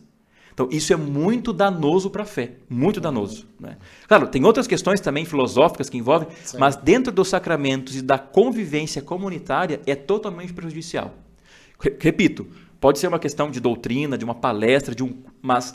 E daí tá tudo bem. Bem, mas viver a vida sacramental e comunitária dentro de casa, o cristianismo nunca se entendeu assim. Né? Dificilmente teria um casamento para pegar pelo metaverso. Exato, nunca. Padre Lucas, a gente percebe a juventude, né, conectada, etc. e tal, mas ao mesmo tempo super individualizada, né? A gente também percebe o home office, né? O home office, como é bom ficar em casa, no meu mundo, enfim, aquela coisa toda. E tenho milhões de seguidores, etc. e tal, mas ao mesmo tempo, vida vazia, saudade sua, né? Sim. A minha pergunta é a seguinte: os templos estão esvaziando de pessoas físicas e indo para o digital, ou é apenas uma percepção mesmo? Digamos assim, as tuas missas, nós recebemos com muito carinho, semana passada, o Dom Antônio. Eu fiquei impressionado, né? Um cara à frente do seu tempo, mais uma vez eu usando um cara à frente, né? Um senhor à frente do seu tempo, né? Uma linguagem simples, acessível e super antenado, né? Super antenado do que está acontecendo no mundo, né? E aí ele comentava com nós que muitas pessoas dizem que a igreja, a catedral está se esvaziando, e aí ele comentou com nós que no final de semana são 12 missas aqui, né? Então se ele dissesse, não, vamos fazer 2 só na catedral, aí... Sim. Como é que você enxerga isso? De fato, há um distanciamento da juventude, da igreja, né? Como é que vamos trazer eles de volta, ou é somente uma percepção nossa? Enfim, como é que tu enxerga isso? Eu acho que são as duas coisas. Existe uma realidade de esfriamento e de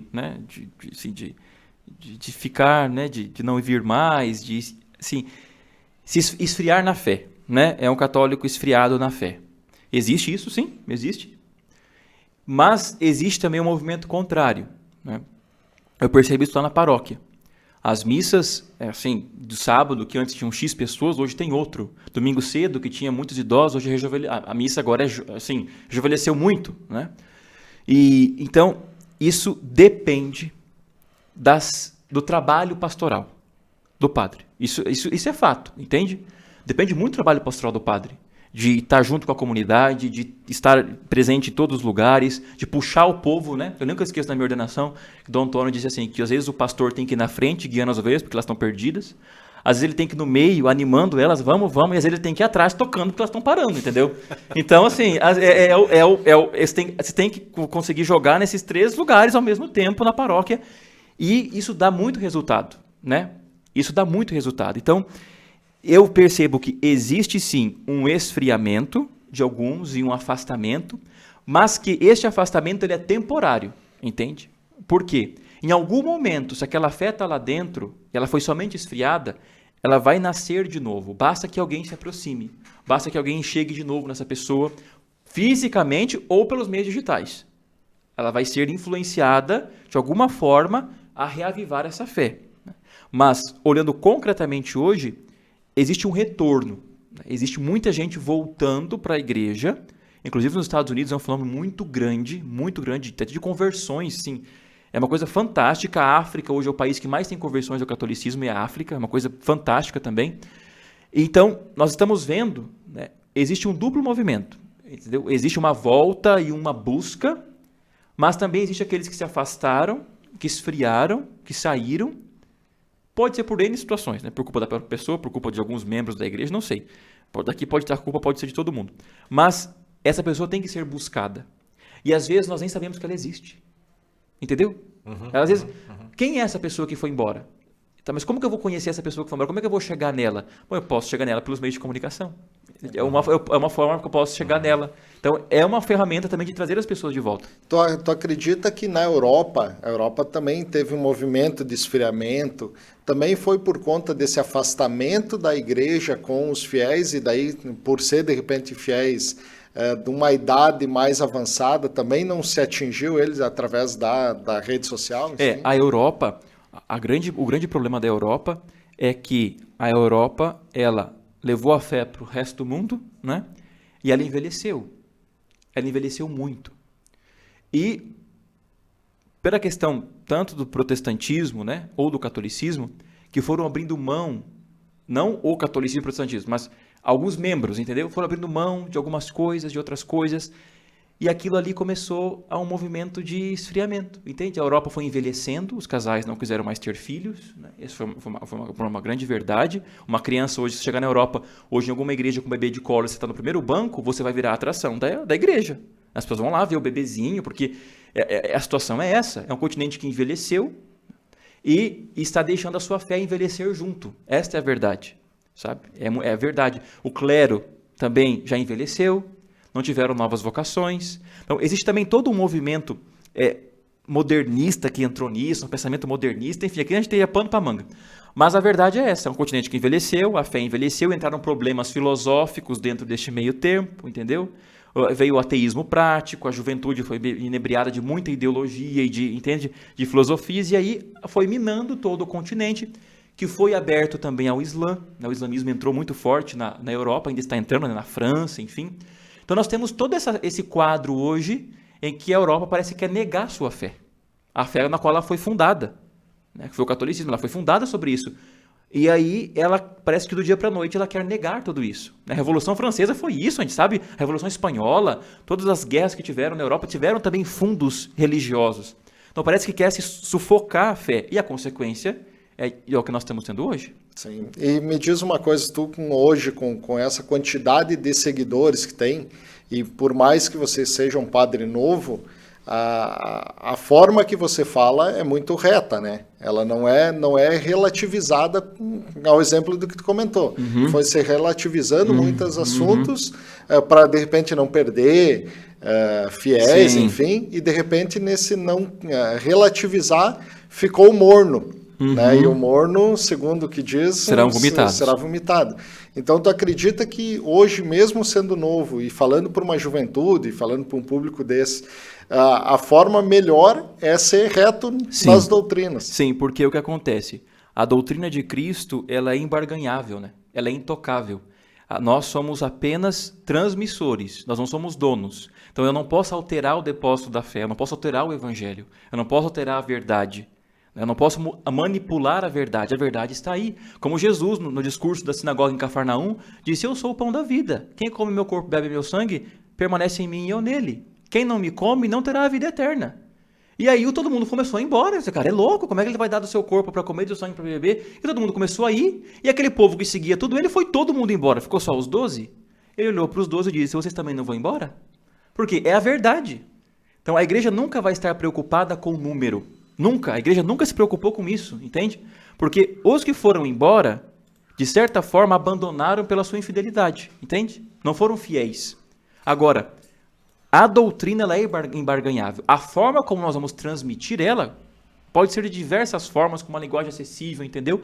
Mas a verdade permanece a mesma. E a juventude, isso é uma coisa muito engraçada. A juventude, hoje, ela diz que não, mas eles têm sede de exemplos. Eles querem imitar alguém, eles querem normas, eles querem que alguém diga o que pode e o que não pode. Entende? Toda essa ânsia de liberdade, de querer se construir, isso é uma falácia, porque a gente sabe que o jovem não funciona assim. O jovem quer ter referência, o jovem quer ter dizer o que é certo e o que é errado, ele quer entender o que é certo e o que é errado. Então, quando você entra na onda do relativismo, você acaba perdendo, porque você não está mostrando o que é e o que não é, e o que aquilo que é embarganhável e o que não é, aquilo que é a doutrina e aquilo que é opinável e aquilo que não é opinável. Então eu entendo que o caminho é realmente esse. É dizer a verdade, é o preto no branco, com muita caridade. Sempre com muita caridade, com muita docilidade, mas sempre a verdade. Hoje a gente tem várias ofertas religiosas, né? Ofertas que eu digo assim de vários. Esse prega desta maneira, esse prega desta outra maneira, esses vêm de origem A, de B, de C, de D. Então, quando eu falo de ofertas, é justamente, eu vou nessa aqui porque eles são legal, eu vou nessa outra e tal. O que você poderia pontuar para nós assim do grande diferencial da Igreja Católica? Vamos dizer assim que se a gente fosse vender hoje, vender no bom sentido e dizer, não, esse é o nosso produto, né? Sim. O que você diria assim que de acolhimento, enfim, de trazer ou dizer nós somos o melhor produto a ser comercializado. Não nesses termos, Sim, pelo amor eu de entendo, Deus, eu entendo, pelo sim. amor de Deus, não Sim. é nesse sentido. Olha, vamos usar um termo, o Concílio Vaticano II diz que a igreja ela tem a plenitude, né, da revelação e a plenitude dos meios de salvação. Isso quer dizer o quê? Comparando assim, vamos supor, a Igreja Católica ela é como um grande supermercado, vamos supor assim, que você encontra tudo. Tudo. Tudo, você tem tudo. Tudo que você quiser. Sabe aquelas lojas que tem assim, tem nos Estados Unidos que tem mais isso, né? Que você tem comida, tem o pneu, entendeu? Depois tem uma loja de ferramenta, e tem tudo que você precisar, tem ali. Existem outras que vai ter só o pneu. Outras que vai ter o pneu e o arroz. Tá entendendo? Então, quando a gente fala da Igreja Católica, nós estamos falando de uma igreja que foi fundada por Nosso Senhor e que, se vocês parem para pensar comigo, durante 15 séculos o mundo foi católico. Se você nascesse no século 8, 9, 3, 4, 6, 14, 13, durante 15 séculos o mundo inteiro só tinha uma fé. E depois, com o protestantismo, né, com Lutero, aí sim se começou a ramificação. Mas durante 15 séculos nós somos um só. Então, para mim, esta fé que perdura 2000 anos, que uma instituição que está baseada, olhando aos olhos humanos em homens, que se estrutura durante 2000 anos, já tentaram acabar com ela de dentro e de fora. Né? E os próprios membros já tentaram acabar com ela e não conseguiram. Então você começa a ver que existe algo de sobrenatural. Não é possível.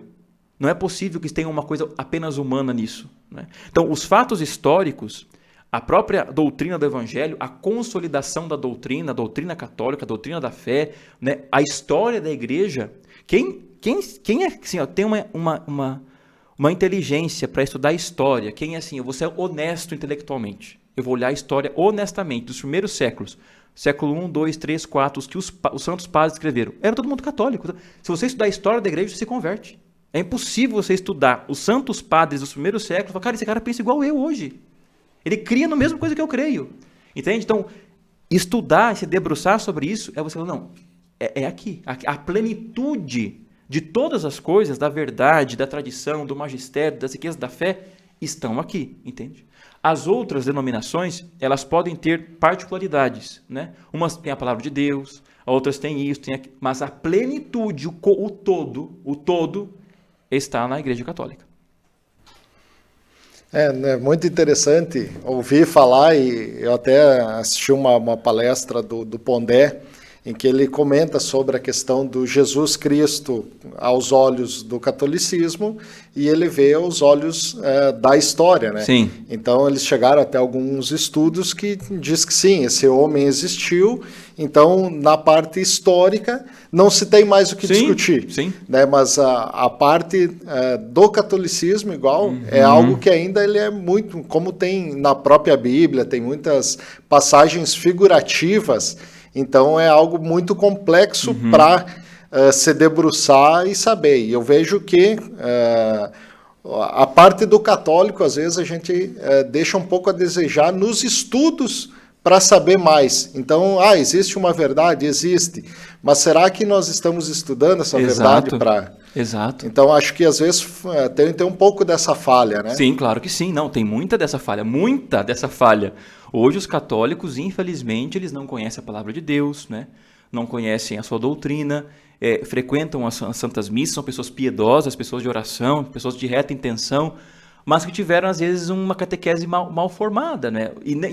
Claro, a catequese inicial lá da catequese, lá, quando a gente estudou, aquilo é o básico, né? O católico ele deveria ler a sua fé, estudar a todo momento, um trecho do catecismo todo dia, ler a Sagrada Escritura com frequência, né? Fazer cursos, aprofundar a sua fé. E, infelizmente, realmente, a gente vê hoje um meio que não desperta para isso. Mas teve em algum momento igual que se dizia o seguinte, todo católico tinha uma Bíblia em casa, mas dificilmente abria ela para ler o que estava escrito, né? Exatamente, é o que eu sempre disse. A Bíblia ali em latim, reclamavam com a Bíblia em latim. A missa em latim, reclamava com a missa em latim. Daí a missa ficou em português, o povo deixou de ir e não entende igual. A Bíblia ficou em português e não lê, entendeu? Então, assim, qual que era o problema? Era o latim ou a disposição, entendeu? Então, assim, eu penso nisso. Realmente, existe uma falha muito grande nisso, mas também é uma falha tanto da catequese inicial quanto dos próprios pastores, né? Os padres estarem dispostos a puxar o povo, né, pessoal? Vamos estudar, vamos fazer um curso, né? Vamos aí aprofundar a nossa fé. É isso? Por causa que até o Márcio antes mencionou, e eu acho que é interessante, existe sim vários movimentos que eu acho que estão super abertos a receber Jesus. Então, acho que nesses movimentos, sim, se trabalhar um pouco mais para que a palavra de Deus não fique só na Bíblia escrita lá e seja trazida aos poucos para esses movimentos, né? Sim, e isso é muito importante. Isso por quê? Porque os movimentos, normalmente na igreja, os movimentos eles são a ponta da lança, né? A ponta da lança ela tem que ser afiada. Você vê que é um movimento que vai partir para a parte sentimental, né? A pessoa tem uma experiência com Deus, ela chora, ela tem um momento ali de encontro com Deus, tá bom, ok. Só que a fé não repousa no sentimento, a fé repousa na inteligência. A fé não, assim, pensa só, se a minha fé for baseada em sentimento, então eu estou rezando, dá uma dor de barriga, passa, porque a dor de barriga é maior do que entendeu? A minha disposição para estar ali. Então, assim, igual a mesma coisa o amor, né? O amor não está baseado em sentimento, porque dá uma dor de barriga, passa o amor. Então, a fé não está baseada em sentimento, não é se eu choro, se eu me emociono, se eu me arrepio, não é nada disso. Isso pode ser uma reverberação da fé no organismo, né? Mas a fé ela está baseada na inteligência. Eu tenho que crer e estudar aquilo que eu creio para aprofundar essa mesma fé. Então, esses movimentos todos, eles auxiliam com uma conversão inicial, mas depende de cada pessoa aprofundar a sua fé, né, e buscar o conhecimento necessário. Padre Lucas, e o senhor acredita no poder da família? Muito, assim. Bom, claro que se não fosse família não tinha papa, né? Não tinha bispo, não tinha padre, não tinha nada. Né? Sem a família não se tem absolutamente nada. A família ela é uma instituição divina, isso tem que ficar muito claro, né? A família não é a união do homem e de uma mulher não é uma concessão humana. Não foi o ser humano que disse, vamos unir o homem e a mulher. Não, desde a origem é assim. Então, é de direito natural a união do homem e de uma mulher. A família foi feita por Deus e ela é intocável e ninguém pode ser árbitro nisso. Dizer como vai funcionar, de que jeito vai ser, porque a união do homem e da mulher é uma união que foi dada por Deus, né? Então, ok, ninguém toca nisso. Justamente porque é através dos dois que eles terão filhos, e aí essa primeira sociedade vai ser uma família, né? A família vai ser a primeira sociedade daquelas crianças, onde vão aprender as virtudes, né? Ser bons cidadãos, tudo isso daí. E essas crianças vão aprender, né, do pai e da mãe, e tudo isso, e elas vão crescer nesse ambiente saudável, com a figura masculina, com a figura feminina, né? Ter toda essa imagem do homem e da mulher, vão crescer nesse meio e vão descobrir as suas potencialidades, né? Sua vocação, e ser um homem e uma mulher, né? E construir o mundo, né? E vão começar a viver do mundo e construir o mundo. Então, imaginar um mundo sem família é um mundo arruinado, totalmente arruinado, que não vai dar certo. Não vai dar certo de forma nenhuma. Porque é o que sustenta ainda a nossa civilização ocidental, é a família, é a base que sustenta, né? A família, a filosofia, o direito e a fé. Papa Bento XVI dizia que são os três grandes pilares que sustentam a sociedade ocidental, né? A filosofia e o direito, a família e a fé. Ruiu, a fé está arruinando, a filosofia e o direito estão se arruinando, e o único que está assim ainda tentando sobreviver é a família. Tu acha que é por isso que está sendo tão atacada hoje a família? Claro que sim, porque se você destrói a família, você não tem mais barreira nenhuma para chegar nas crianças. Perdeu as referências. A criança, a educação dos filhos é dos pais, é direito dos pais. A educação deles não é da escola, é dos pais. Se você elimina a família, quem vai tomar conta de todo mundo é o Estado. Então, quem vai ensinar aquela criança o que é certo e o que é errado, o que ela vai ser e o que ela não vai ser o Estado. Então, a família é uma proteção de liberdade e de segurança. Outra coisa que eu ia te perguntar, existe várias doutrinas também, né? A teologia da libertação, a doutrina social da fé, esse cabo de guerra aí e tal. Como é que você enxerga isso? O que está acontecendo? Porque é basicamente o que a gente está comentando, né? Talvez seja a destruição de alguns valores para outra onda, que puxa para outra onda. Que também pode estar inserido dentro do próprio catolicismo. Sim, claro que sim. Sim, olha, só para vocês terem uma ideia, vou dizer uma coisa para vocês aqui, pode parecer um escândalo para quem está me assistindo, mas não é. Dom Funtum Shin, que era um bispo que está em processo de canonização nos Estados Unidos, ele atendeu a confissão de uma agente da KGB. Ela se converteu. E ela disse para ele, isso está relatado, ela é um testemunho dela. Né? Eu não lembro o nome dela aqui agora, mas isso está aí na internet, a pessoa pode pesquisar. Ela sozinha, infiltrou nos seminários dos Estados Unidos 2.000 agentes. Então, o que acontece? Esta onda que nós temos, entendeu? Se você vê assim, alguns padres e alguns bispos, às vezes, assim, você vê assim, mas como é que ele tem essa posição, né, que é contrária à fé católica? De onde que vem isso? Né? É porque justamente vem deste pensamento errôneo de olhar a doutrina católica à luz de uma ideologia. Esse é o problema. E é isso que aconteceu com a teologia da libertação. Né? A verdadeira teologia da libertação, como diz o Papa João Paulo II, o Papa Bento XVI, é a que liberta o homem da escravidão do pecado. Entende? Essa é a verdadeira libertação. Agora, olhar a teologia da libertação como ela é, nem merece ser chamada de teologia, porque não é uma teologia. Não é uma teologia. É uma ideologia da libertação. Porque o que acontece? Ela é uma grande heresia, porque ela lê toda a história da igreja, dos sacramentos, a doutrina, à luz do marxismo. Então, a luta de classes, entendeu? É tudo visto de forma imanente. Como que você estuda o catolicismo com isso, sendo que o marxismo ele é ateu? Entende?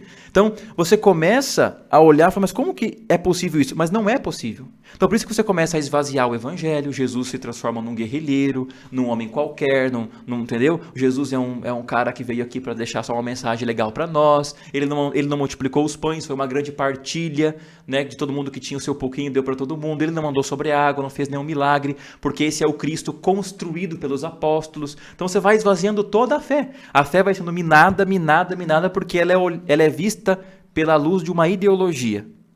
E aí a teologia da libertação entrou nesse meio. Então isso foi algo no Brasil, principalmente no Brasil, porque a teologia da libertação na Europa, ela foi apenas intelectual. Então lá ela foi gestada intelectualmente, ficou nas universidades, né, nos âmbitos assim, mais intelectuais, e no Brasil ela desceu. Ela chegou, então ela se ramificou. Então, quando nós vemos hoje, né, posições contrárias à fé católica, né, missas mal celebradas, sacramentos mal administrados, quando nós vamos vendo toda essa tentativa de compactuar o mundo, que não compactua com a doutrina do Evangelho, nós vemos claramente isso. Você quer implodir o cristianismo desde dentro, né, como um vírus que você inocula ali dentro. Mas a igreja respondeu isso. O Papa Bento XVI, quando era prefeito da Congregação para a Doutrina da Fé, já esclareceu sobre a teologia da libertação. Quando os bispos do Brasil foram lá e ele era papa, ele já falou sobre isso. Então, na parte da igreja, isso já foi resolvido. Mas é que tem alguns segmentos ainda que continuam, né, como a gente costuma dizer, né, chutando cachorro morto. Essa é a verdade.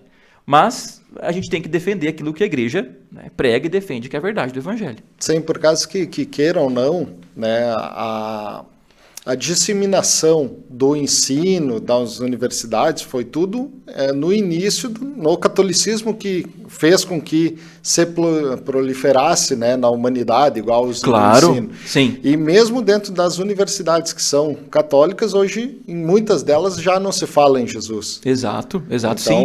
Houve todo um movimento para que houvesse esse enfraquecimento de toda a instituição catolicismo, né? Exato. O que acontece é assim, a igreja sempre foi a fundadora das universidades, na Idade Média, né? Sempre a promotora da ciência, promotora de tudo isso. Agora, quando nós vemos no Brasil esse acontecimento, esse foi um grande erro, né? Porque quando houve o regime militar, o grande medo era que no Brasil se instaurasse um regime comunista armado, mas ele entrou de forma cultural, né? Ele se instalou nas universidades, na mídia, nas escolas, entende? Ou seja, você formou aqueles que pensam e que fazem os outros pensarem. Isso é muito mais inteligente. Isso não sou eu que estou falando. Isso o Gramsci já falava. Isso foi tudo bem pensado. Os próprios autores pensaram nisso, né, comunistas. Então, isso foi tudo muito bem pensado. E isso entrou dentro da igreja. Eu estudei numa universidade católica. Eu vi com os meus olhos alunos, né, da história ali, sabe? Meu Deus, mas o que é isso? Né? O que está acontecendo aqui? Né? E o esforço, claro, tem um esforço, tem a capela lá no campus, tem pastoral, tem um esforço dos padres que estão ali, dos jovens que estão ali, mas é mínimo, perto de uma imensidão de uma faculdade que simplesmente, dentro dela mesma, ataca a igreja, entendeu? Tem valores contrários à fé católica, mas isso é o que aconteceu e o que está acontecendo. Sim, por causa que, queiram ou não, tu acaba formando novos jovens que vão replicar, e para eles já vai ser uma verdade. Exato. Então, nós estamos falando aí, regime militar 64, então até 85, por aí. Então, foi colocado toda uma quantidade grande de pessoas dentro disso e que hoje são adultos. Exato, uma geração. E é verdade. Uhum. Né? Então, pegando a ideia, justamente como disseminar com todas essas falácias, com toda a relativização e etc., o caminho correto do Sim. Cristo. Eu penso assim, nós temos que ter uma paciência histórica, porque a mentira, ela se acaba, ela não tem força para continuar muito tempo. Por mais que ela mostre uma força, ela não continua por muito tempo. E sempre combater esta falácia, desmascarando-a, essa é a verdade, né? Sempre usando palavras muito, muito verdadeiras, desmascarando e levando a verdade, né? Se informando e mostrando a verdade. Esta é a questão. Sempre sendo muito reto e não barganhando com o erro, entendeu? O erro é erro. Como é que você vai dialogar com o erro? O erro é erro, não tem como. Então, você desmascara, mostra a verdade reta e pronto. E deixa que ao próprio tempo vai mostrando, porque nós estamos hoje já num outro clima, graças a Deus, no Brasil. Então, assim, isso está minguando, né? Está minguando, cada vez é menos, porque não tem mais força. Não tem mais o pique de continuar, porque é mentira, não se sustenta. Mas tu não acredita que para estar nesse núcleo, nós estamos comentando de universidades, parece que se identifica, aqui tem a identificação com A, aqui tem a identificação com B. Se a identificação com o A está condizente do que o grande grupo pensa, ok, tu é bem-vindo. Se tu não tem identificação com o B, tu não é bem-vindo. Então, como que isso tu acredita que possa se sustentar dentro de uma mentira ou de uma verdade e, ao mesmo tempo, dentro das convicções, vamos dizer assim? O que acontece é o seguinte, porque quando você está, na grande maioria, tem o grupo A e o grupo B que pensa diferente, esse grupo A é o grupo a favor da tolerância, do diálogo, entende? Das divergências, desde que você pense igual a eles, desde que você coadune com eles. Então, o Papa Bento XVI dizia, a ditadura do relativismo. Você pode pensar o que você quiser, desde que seja igual àquilo que eu estou mandando você pensar. Tem direito de pensar o que você quiser, tem sua opinião sobre tudo. Se não for igual a minha, não vale. Entende? Henry Ford já dizia, né? Tu pode escolher qualquer cor desde que seja preto, né? Exatamente. Sabe? Então, eu percebo isso. Né? Então, você não tem campo de diálogo. Por quê? Porque a estrutura de pensamento já fugiu da realidade da lógica. Todo argumento humano é baseado na razão, na racionalidade. Quando você pegam pessoas que estão apaixonadas, entendeu? Apaixonadas por um tipo de pensamento e não conseguem mais olhar a realidade, você não tem diálogo. Não tem estrutura de diálogo. Como que você vai dizer, olha, essa grama é verde? Não, mas essa grama para mim não é verde. Mas como assim essa grama? Você não está vendo? Não, mas para mim essa grama é amarela, porque você tem que entender que a grama só tem essa cor, porque não sei o quê. Mas, cara, a realidade é essa. Então a realidade ela não se impõe mais. Quando nós não estamos mais no campo do real, que diálogo existe? Entende? Então, o que seria sadio é que esses dois grupos se conversassem, entendeu? Debatessem como homens, né? Assim, com razão. Mas o que acontece é que um lado quase não está disposto a isso, no sentido de não querer, de não ter uma estrutura baseada na realidade para discussão, e aí não tem diálogo. Entende? Esse é o grande problema hoje. Você não pode ser ouvido se você não pensa igual, e você, quando quer dialogar, não consegue porque a estrutura do pensamento opositor não está baseada na realidade. Eu tenho uma pergunta agora que pode ser um pouco polêmica, né? Mas eu acredito que sempre é pertinente, tendo em vista estar conversando com um padre. Né? Então, a Igreja Católica ela tem um posicionamento muito forte quanto à questão do aborto. Sim. Né? Então, como que se trabalha numa questão em que está relativizado a questão de uma superproteção dos animais e, ao mesmo tempo, achando que uma vida que está sendo gerada ali, ela pode ser abortada a qualquer momento porque é um direito. Como a Igreja vê isso e como tenta nesse momento, assim, porque tem N casos, né? E muitos deles também penso que faria parte, né, de tomar decisão, né? Mas o que eu penso assim, ó, que como fazer para tocar os corações das pessoas para que não executem um aborto? O que acontece é o seguinte, né?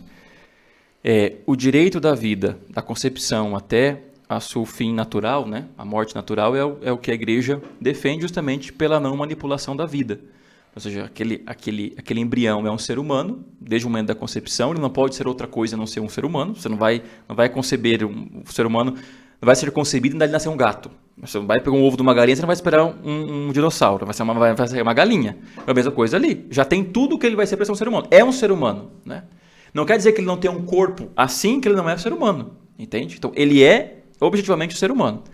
Então, a igreja vai defender a concepção em qualquer estado, entendeu? De qualquer um, porque não é direito. Ou seja, a vida humana ela não pode ser manipulada e não é direito de ninguém, porque aquele ser humano já é outro indivíduo, não é da mulher, não pertence a ela. Está sendo gestado nela, mas não pertence a ela. É um ser humano individual que tem o seu direito de nascer, etc., enfim. E mesmo numa relação como as pessoas usam a questão do estupro, né? Porque daí usam uma questão que é horrível e que é um crime e que é traumático para a mãe e para todo mundo e que é uma coisa horrível e que tem que ser condenada, mas você quer pagar um mal com um mal muito maior, com um assassinato. Como que você paga um mal com um outro mal? Com um assassinato, né? Então você diga para a mãe, olha, vamos trazer o seu outro filho aqui, nós vamos matar ele dentro da sala, porque não tem diferença nenhuma. Matar o que está dentro da sua barriga e matar o que está aqui vivo. Então, só porque eu não vejo, entende? Então, às vezes, a dor de uma situação como do estupro é colocada acima da vida de um inocente, como diz o Papa Francisco, né? É um inocente. É justo pagar um crime com outro crime? Pagar um crime com um assassinato? Então, o aborto, em nenhum caso, ele vai ser desejado e não pode ser feito, né? Se a criança é muito pequena, normalmente acontece isso, e infelizmente acontece, então a igreja orienta, bom, então a criança tem que esperar, né? Ali a gestação, ela tem que, até o momento em que se vê que o corpo da criança não vai mais aguentar aquela gestação, a mãe corre risco, então se tira, coloca numa incubadora. A ciência hoje é avançadíssima para isso. A criança que tem 6, 7 meses consegue sobreviver.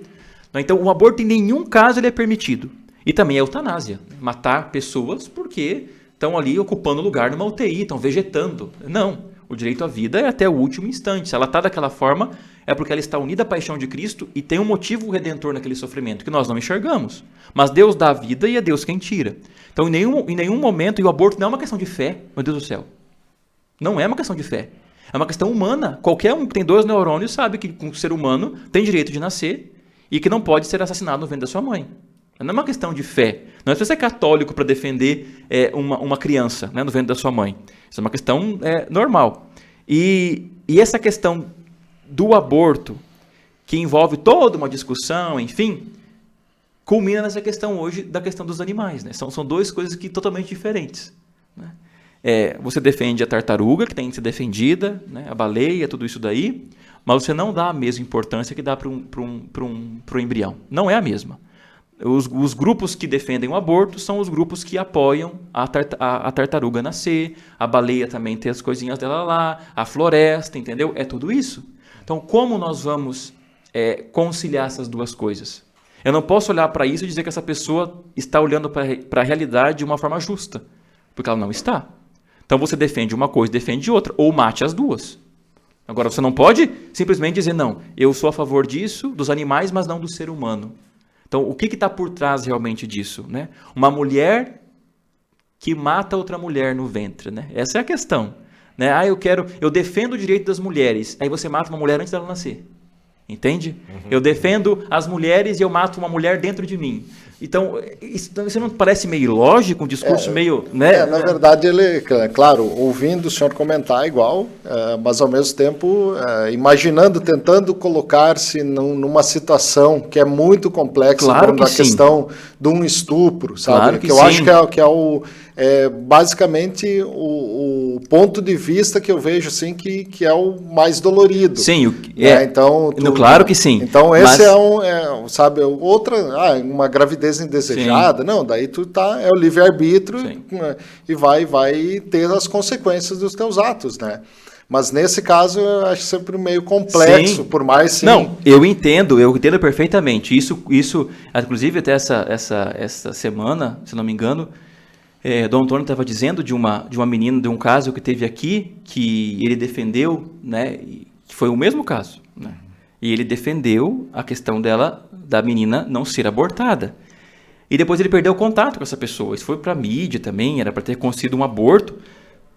E essa menina depois ligou para ele, esses dias, mandou uma mensagem no Instagram dizendo, olha, eu sou fulano de tal, que naquela época eu era aquela criança que deveria ter sido abortada, eu quero agradecer ao senhor, né? Porque foi o mesmo caso de estupro, né? Sim. Então isso, eu entendo perfeitamente o caso da dor e da situação, etc. Isso é inegável, né? Agora, são duas realidades, entendeu? Duas realidades ali. Existe uma vida da mãe e a vida de uma outra pessoa, que estão vivendo unidas, não é? E esse aborto, e assim, eu falo porque eu atendo confissões, né? O aborto, ele é traumático, sempre vai ser traumático, sempre. Na vida da mulher vai ser uma coisa assim, porque isso transforma o seu ventre no cemitério. Então sempre vai ser algo, uma mãe que mata um filho, é uma coisa muito grave, e por mais que receba o perdão de Deus, né? Deus perdoa, ela se sente perdoada, sabe se perdoar. É um processo lento de cura, porque isso gera um trauma na vida dela tremendo. E mesmo um aborto espontâneo, né? Vamos dizer. Sim, minha mãe teve um aborto espontâneo. A nossa mãe. Mas é um sofrimento. É um sofrimento diferente. Mas é um sofrimento. Mas a mãe sempre comenta aqui, como está comentando que atende confissões e tal. E a mãe sempre comenta com a gente assim, né? Que era. Nós somos em 4 lá em casa. O Coca mais velho, eu, o Rodrigo, e temos a nossa irmã Ângela. A irmã Ângela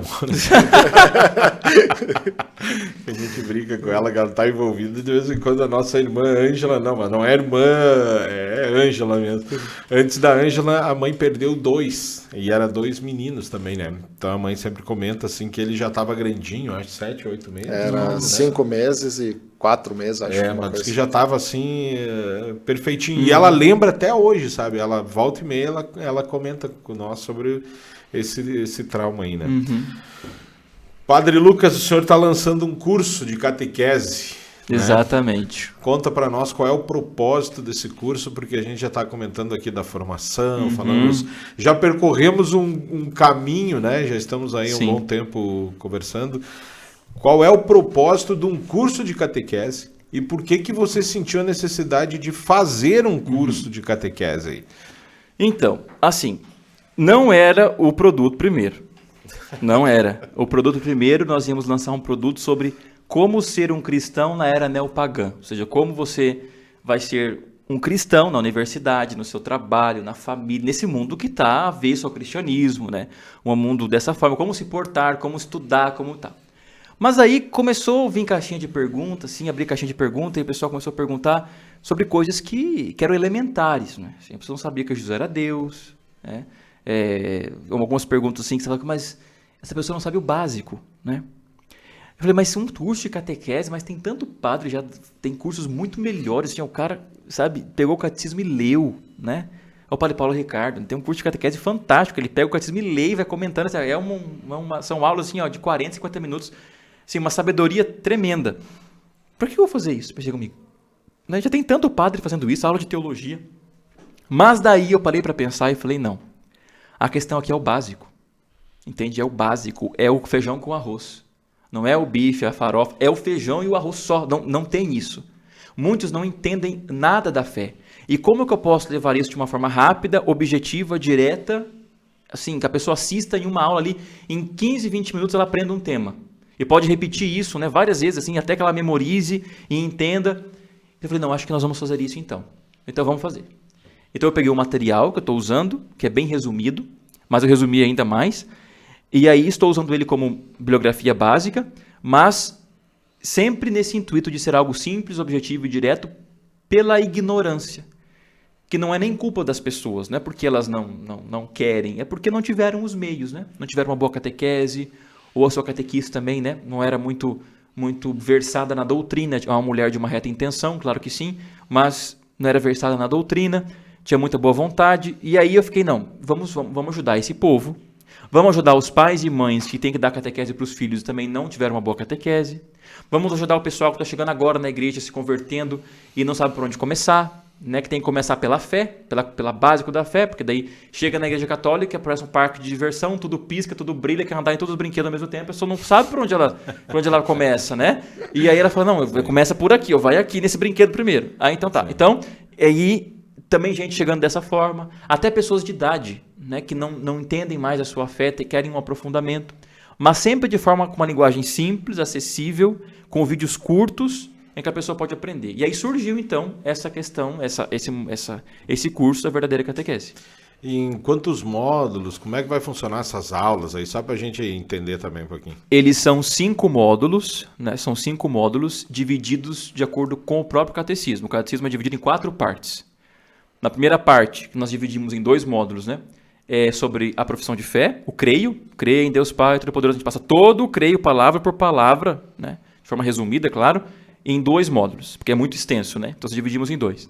Depois, o terceiro módulo é sobre os sacramentos, né? Todos os sacramentos. O que seria? Os 7 sacramentos, né? Falamos sobre o batismo, a Eucaristia, a Crisma e a Eucaristia, a confissão, a unção dos enfermos, a ordem e o matrimônio, os sacramentos. Depois, os 10 mandamentos, todo o decálogo, os 10 mandamentos, o que é a moral, o princípio moral da igreja, da liberdade, os 10 mandamentos em si, cada um deles. E depois, por fim, o Pai Nosso, que é a oração. A oração do Pai Nosso e ensinar as pessoas a rezar.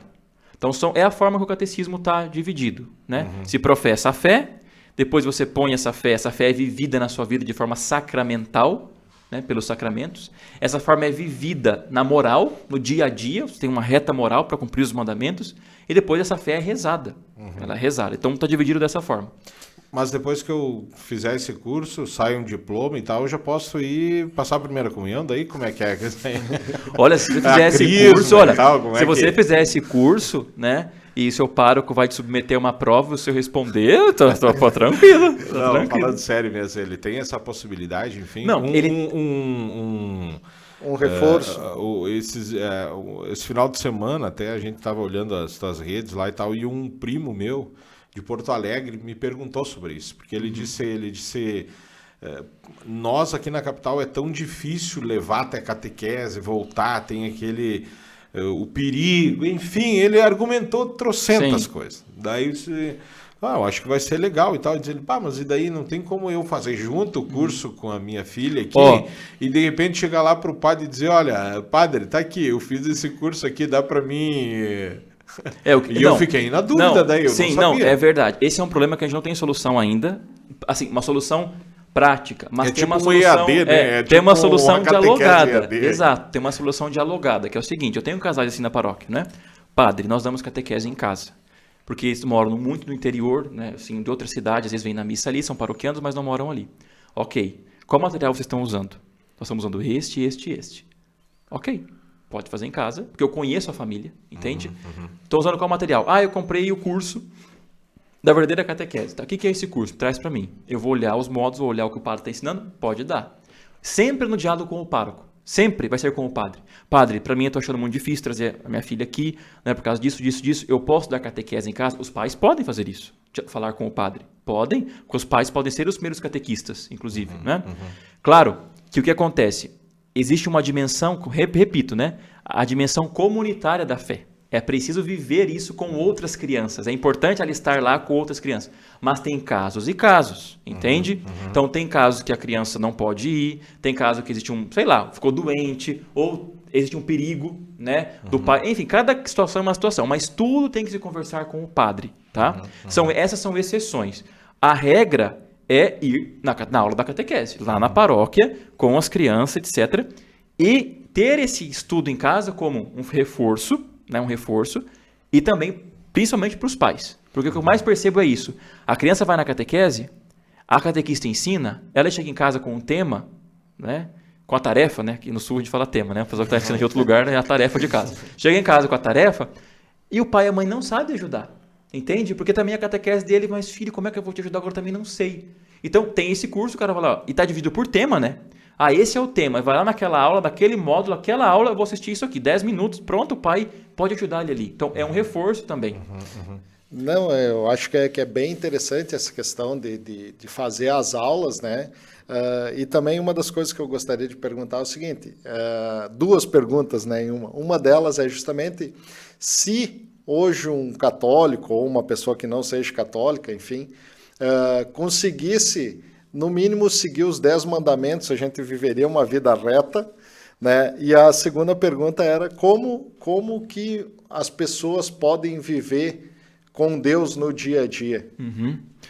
A primeira pergunta é a seguinte, é muito fácil, porque os 10 mandamentos, eles se referem àquilo que é da lei inscrita de Deus no coração do homem, né?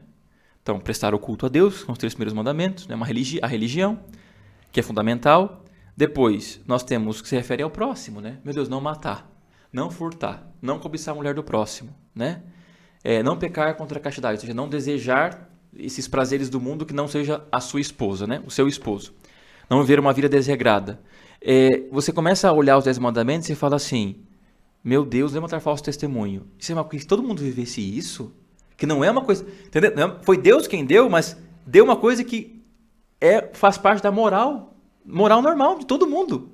Se hoje chegasse alguém e dissesse assim, esqueça, entrega para alguém que nunca ouviu falar de Deus, são esses 10 mandamentos, o que você acha sobre isso? Ele vai olhar para não, uma sociedade que vive isso é uma sociedade que vai para frente, né? Então acho que, claro que viver os 10 mandamentos é ter uma vida virtuosa, frutuosa e viver em sociedade. Claro que sim, se todo mundo viver aquilo ali, tá ótimo, né? Seria o ideal. Agora, em relação à segunda pergunta, também é fácil de responder, porque as pessoas têm na cabeça delas que a santificação delas, o encontro com Deus delas, está unicamente reservado à igreja. Ou seja, ela vai na missa, comunga, no final de semana, e pronto, vai embora e esqueceu Deus, né? Quando, na verdade, a santificação dela está no ordinário. Jesus, ele trabalhou 30 anos como carpinteiro. Então, Deus santificou o trabalho. O trabalho se tornou penoso após o pecado, mas Adão e Eva já trabalhavam antes do pecado. Então, essa dimensão do pecado que é laborioso, ficou difícil, com o suor do rosto, é consequência do pecado. Mas o trabalho, Deus deu ao homem e à mulher e santificou, Jesus trabalhou. Então, o lugar de santificação nosso é o trabalho. Fazer bem feito, né? Chegar no horário, oferecer ele bem feito a Deus, fazer as coisas com determinação, com horário. A família, né? Quem é casado, cuidar bem da esposa, dos filhos, né? Da educação, ser zeloso no matrimônio, conviver bem com as pessoas à sua volta, tratar bem os funcionários, né? Ou seja, todo o meu trabalho, independente de onde do que eu seja, né? Uma cozinheira, um dono de uma empresa, tudo eu posso oferecer a Deus. Meu trabalho bem feito é encontrar Deus neste meio. E claro que isso não exime a minha oração. Eu posso rezar neste meio, eu tenho que me encontrar com Deus neste meio, mas não exime a meu encontro pessoal com Deus, a leitura da Palavra de Deus, né, a oração do Santo Terço, né, meditações, leitura da Sagrada Escritura, enfim. Mas durante o meu ofício de trabalho, eu posso estar oferecendo aquilo a Deus e fazendo do meu trabalho uma oração. Então o meio em que Deus quer que nós nos encontremos com Ele é no dia a dia.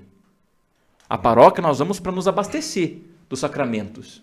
Né? Mas eu não passo o dia inteiro na igreja, né? Quer dizer, eu sim, né? Vocês não. Né? O padre sim, mas os leigos não, entende? A maior parte do tempo é no trabalho e na família. Então, ou seja, em que lugar Deus quer que você se santifique? É ali, no trabalho e na família. Sim. Padre, depois desse curso de catequese e tal, você disse adquira ele, ficou meio estranho, como adquira eles? Não é uma obrigação do padre evangelizar, então por que tem esse custo aí? Adquira, compre, enfim, como é que tu... A doutrina da igreja, ela não pode ser vendida. São Paulo diz, né?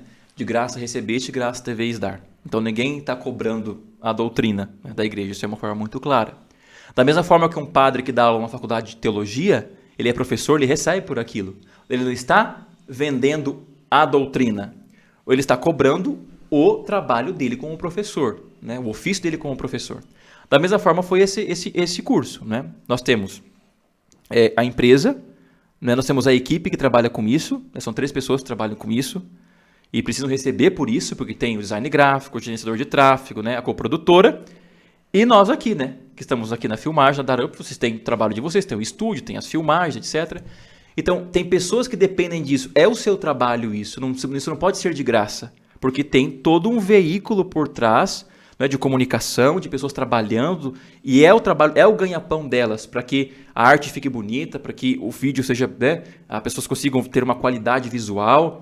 Então, é o trabalho dessas pessoas que estão por trás disso, né? Então, nós não estamos cobrando a doutrina, mas simplesmente o trabalho de cada um que está realizando aquilo ali. Perfeito. Pode fazer o comercial, então, do curso. Sim, né? sim. Que a gente já está indo para os finalmente aí. Né? Então, aonde que as pessoas podem adquirir esse curso? O que tu espera dele? Sim, enfim. o curso pode ser adquirido, então, lá no meu Instagram, no Padre Lucas Fôlego. Tem o link, né? Na bio, ali. Você pode acessar. Nos stories também o pessoal está colocando agora mais vezes. Ou no site, né? www.padrelucasfolego.com, né? Você acessa lá e lá vai estar o curso.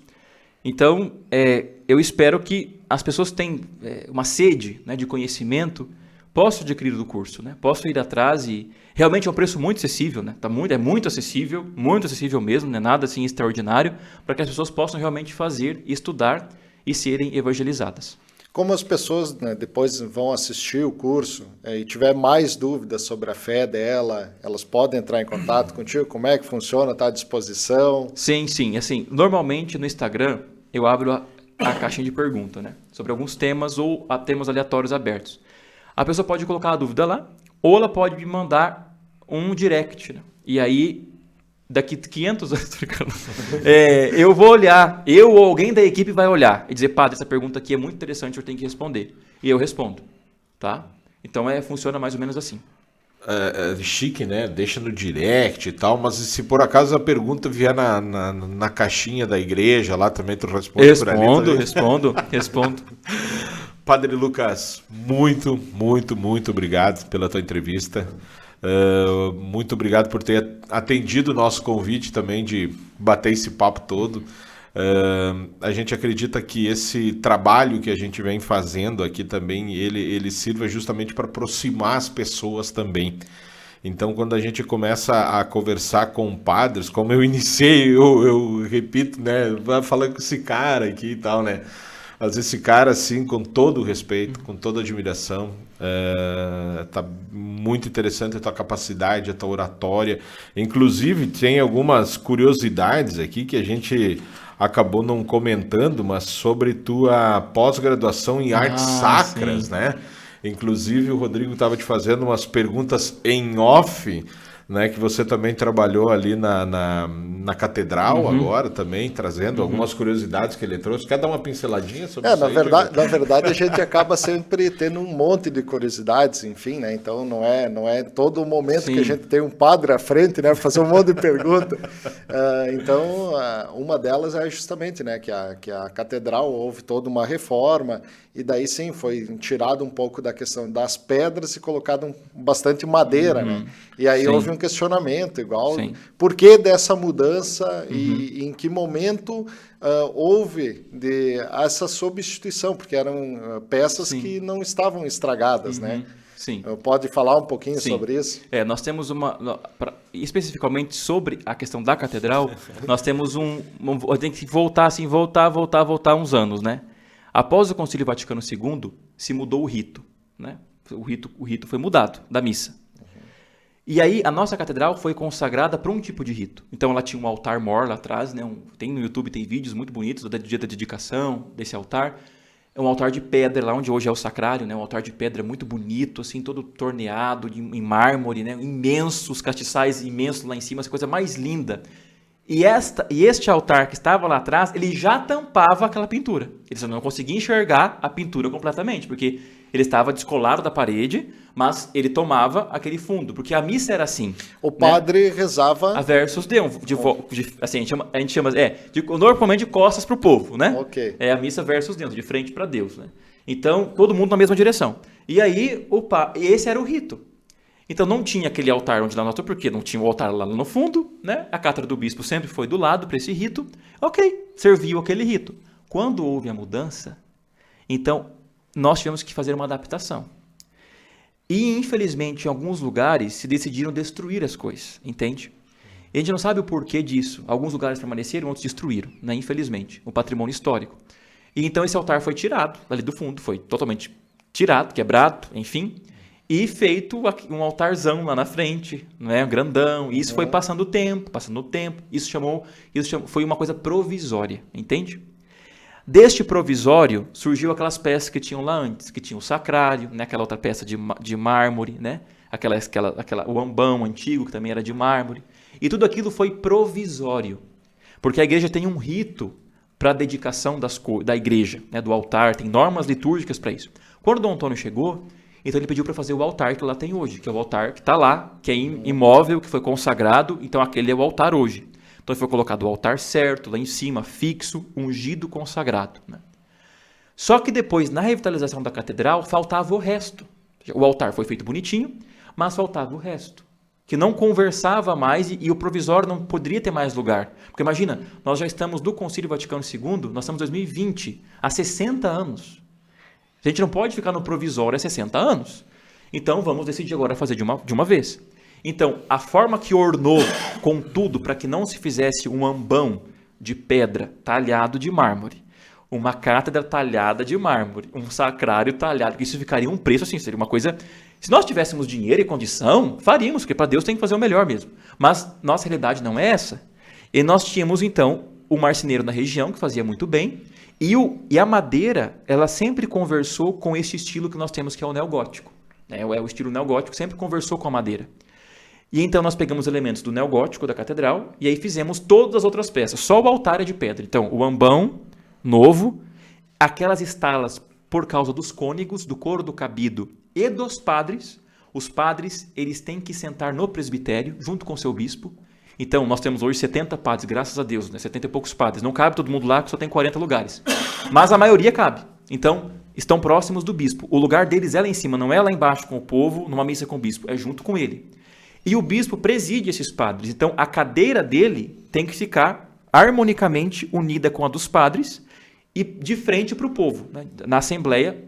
Por isso que foi feita a escada para o bispo ficar visível. Porque se ele ficasse deslocado, ele ia ficar longe dos padres, entende? E aí tem que fazer uma outra engembração ali para a cadeira dele ficar ali. Mais uma improvisação. Então, a forma harmônica foi essa.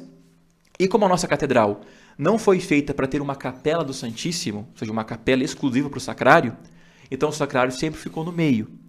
E como a cadeira do bispo não pode tampar o sacrário, então se subiu o sacrário, e com aquela arquitetura a gente tentou trazer à memória aquilo que era o antigo altar de pedra. E para chegar nesse sacrário precisa da escada, né? Precisa subir lá em cima. Então se harmonizou aquilo ali de uma forma que se lembrasse também um pouco daquele altar. Então, essa foi a concepção para tentar resolver isso, que ficasse bonito, de uma forma harmônica, e saísse da improvisação e ficasse de forma definitiva com aquilo que a igreja pede hoje dentro das normas litúrgicas. Muito bom, já deu para sanar um pouco as dúvidas, né? Eu acho que muitas pessoas também tinham, e eu ouvi em outras conversas, porque a gente acaba conversando sobre isso, então é bom sempre ouvir o outro lado. Nada, não. Inventaram ali. Não. Tiraram aquilo lá e botaram. Botaram qualquer coisa. Não, acho que foi. Então, te agradeço mais uma vez por ter vindo aqui conversar um pouco com a gente, né, trazer muitas palavras que eu acho que é bem interessante para nós, como leigos, ouvir. refletir, sim, porque eu acho que a informação ela está aí, a gente para absorver ela tem que ouvir várias vezes, né? Então, agradecer demais a tua presença e fazer uma última pergunta. Vale a pena viver na fé? Vale. Vale. O Dom Antônio sempre, São José Maria dizia isso, né? Vale a vida, vale tudo e vale a vida. Por Jesus vale tudo e vale a vida, né? Se ele dizia isso, vale a pena. Dom Antônio sempre bate no nosso ombro e diz assim, coragem, vale a pena. Ele sempre diz, coragem, vale a pena, coragem, vale a pena. Vale a pena, claro que sim, né? Porque a fé é aquilo que não vai passar. É aquilo que não passará, é o que nós cremos, né? No final das contas da nossa vida, de tudo que vai sobrar deste mundo, é isso, é o que nós cremos, é a nossa fé, é aquilo que vai despertar no momento da nossa morte. Tudo aquilo que sonhamos e acreditamos é a fé. Então não vai sobrar mais nada. É isso, o grande tesouro nosso é a nossa fé. Que ninguém pode roubar, ninguém pode vilipendiar, ninguém pode estragar. Então isso não passará. Então vale a pena viver essa vida da fé, porque é a vida verdadeira, né, que não vai passar. Então eu agradeço, né, imensamente vocês aqui pelo convite. Estou à disposição, né, aí para conversarmos mais vezes. E isso é muito interessante porque a gente está de uma forma descontraída, né, falou de vários assuntos, né, cada um tem o seu ponto de vista, a gente está num diálogo assim, enriquecedor. Tenho certeza que tem gente ali em casa que não concorda com a gente. Tá bom, essa é a liberdade, né? A gente é livre, sim, é tranquilo, né? Isso não tem problema nenhum. Mas isso é enriquecedor. Esse espaço que nós estamos dando aqui de diálogo, de vários assuntos, para que as pessoas também possam ter um pouquinho de conhecimento e despertar um pouco também pela vontade de conhecer a fé. Então, muito obrigado e que Deus abençoe. E vem aí o Padrecast também, né? Ah, é verdade. Vamos lançar um podcast aqui, o Padrecast aí com os assuntos meio polêmicos, espere. Pessoal, muito obrigado. Até a próxima e não esqueça, né? Dar Up in Off é só dar o seu like ou o seu dislike, claro, normal, tranquilo. Curta a nossa página e até a próxima.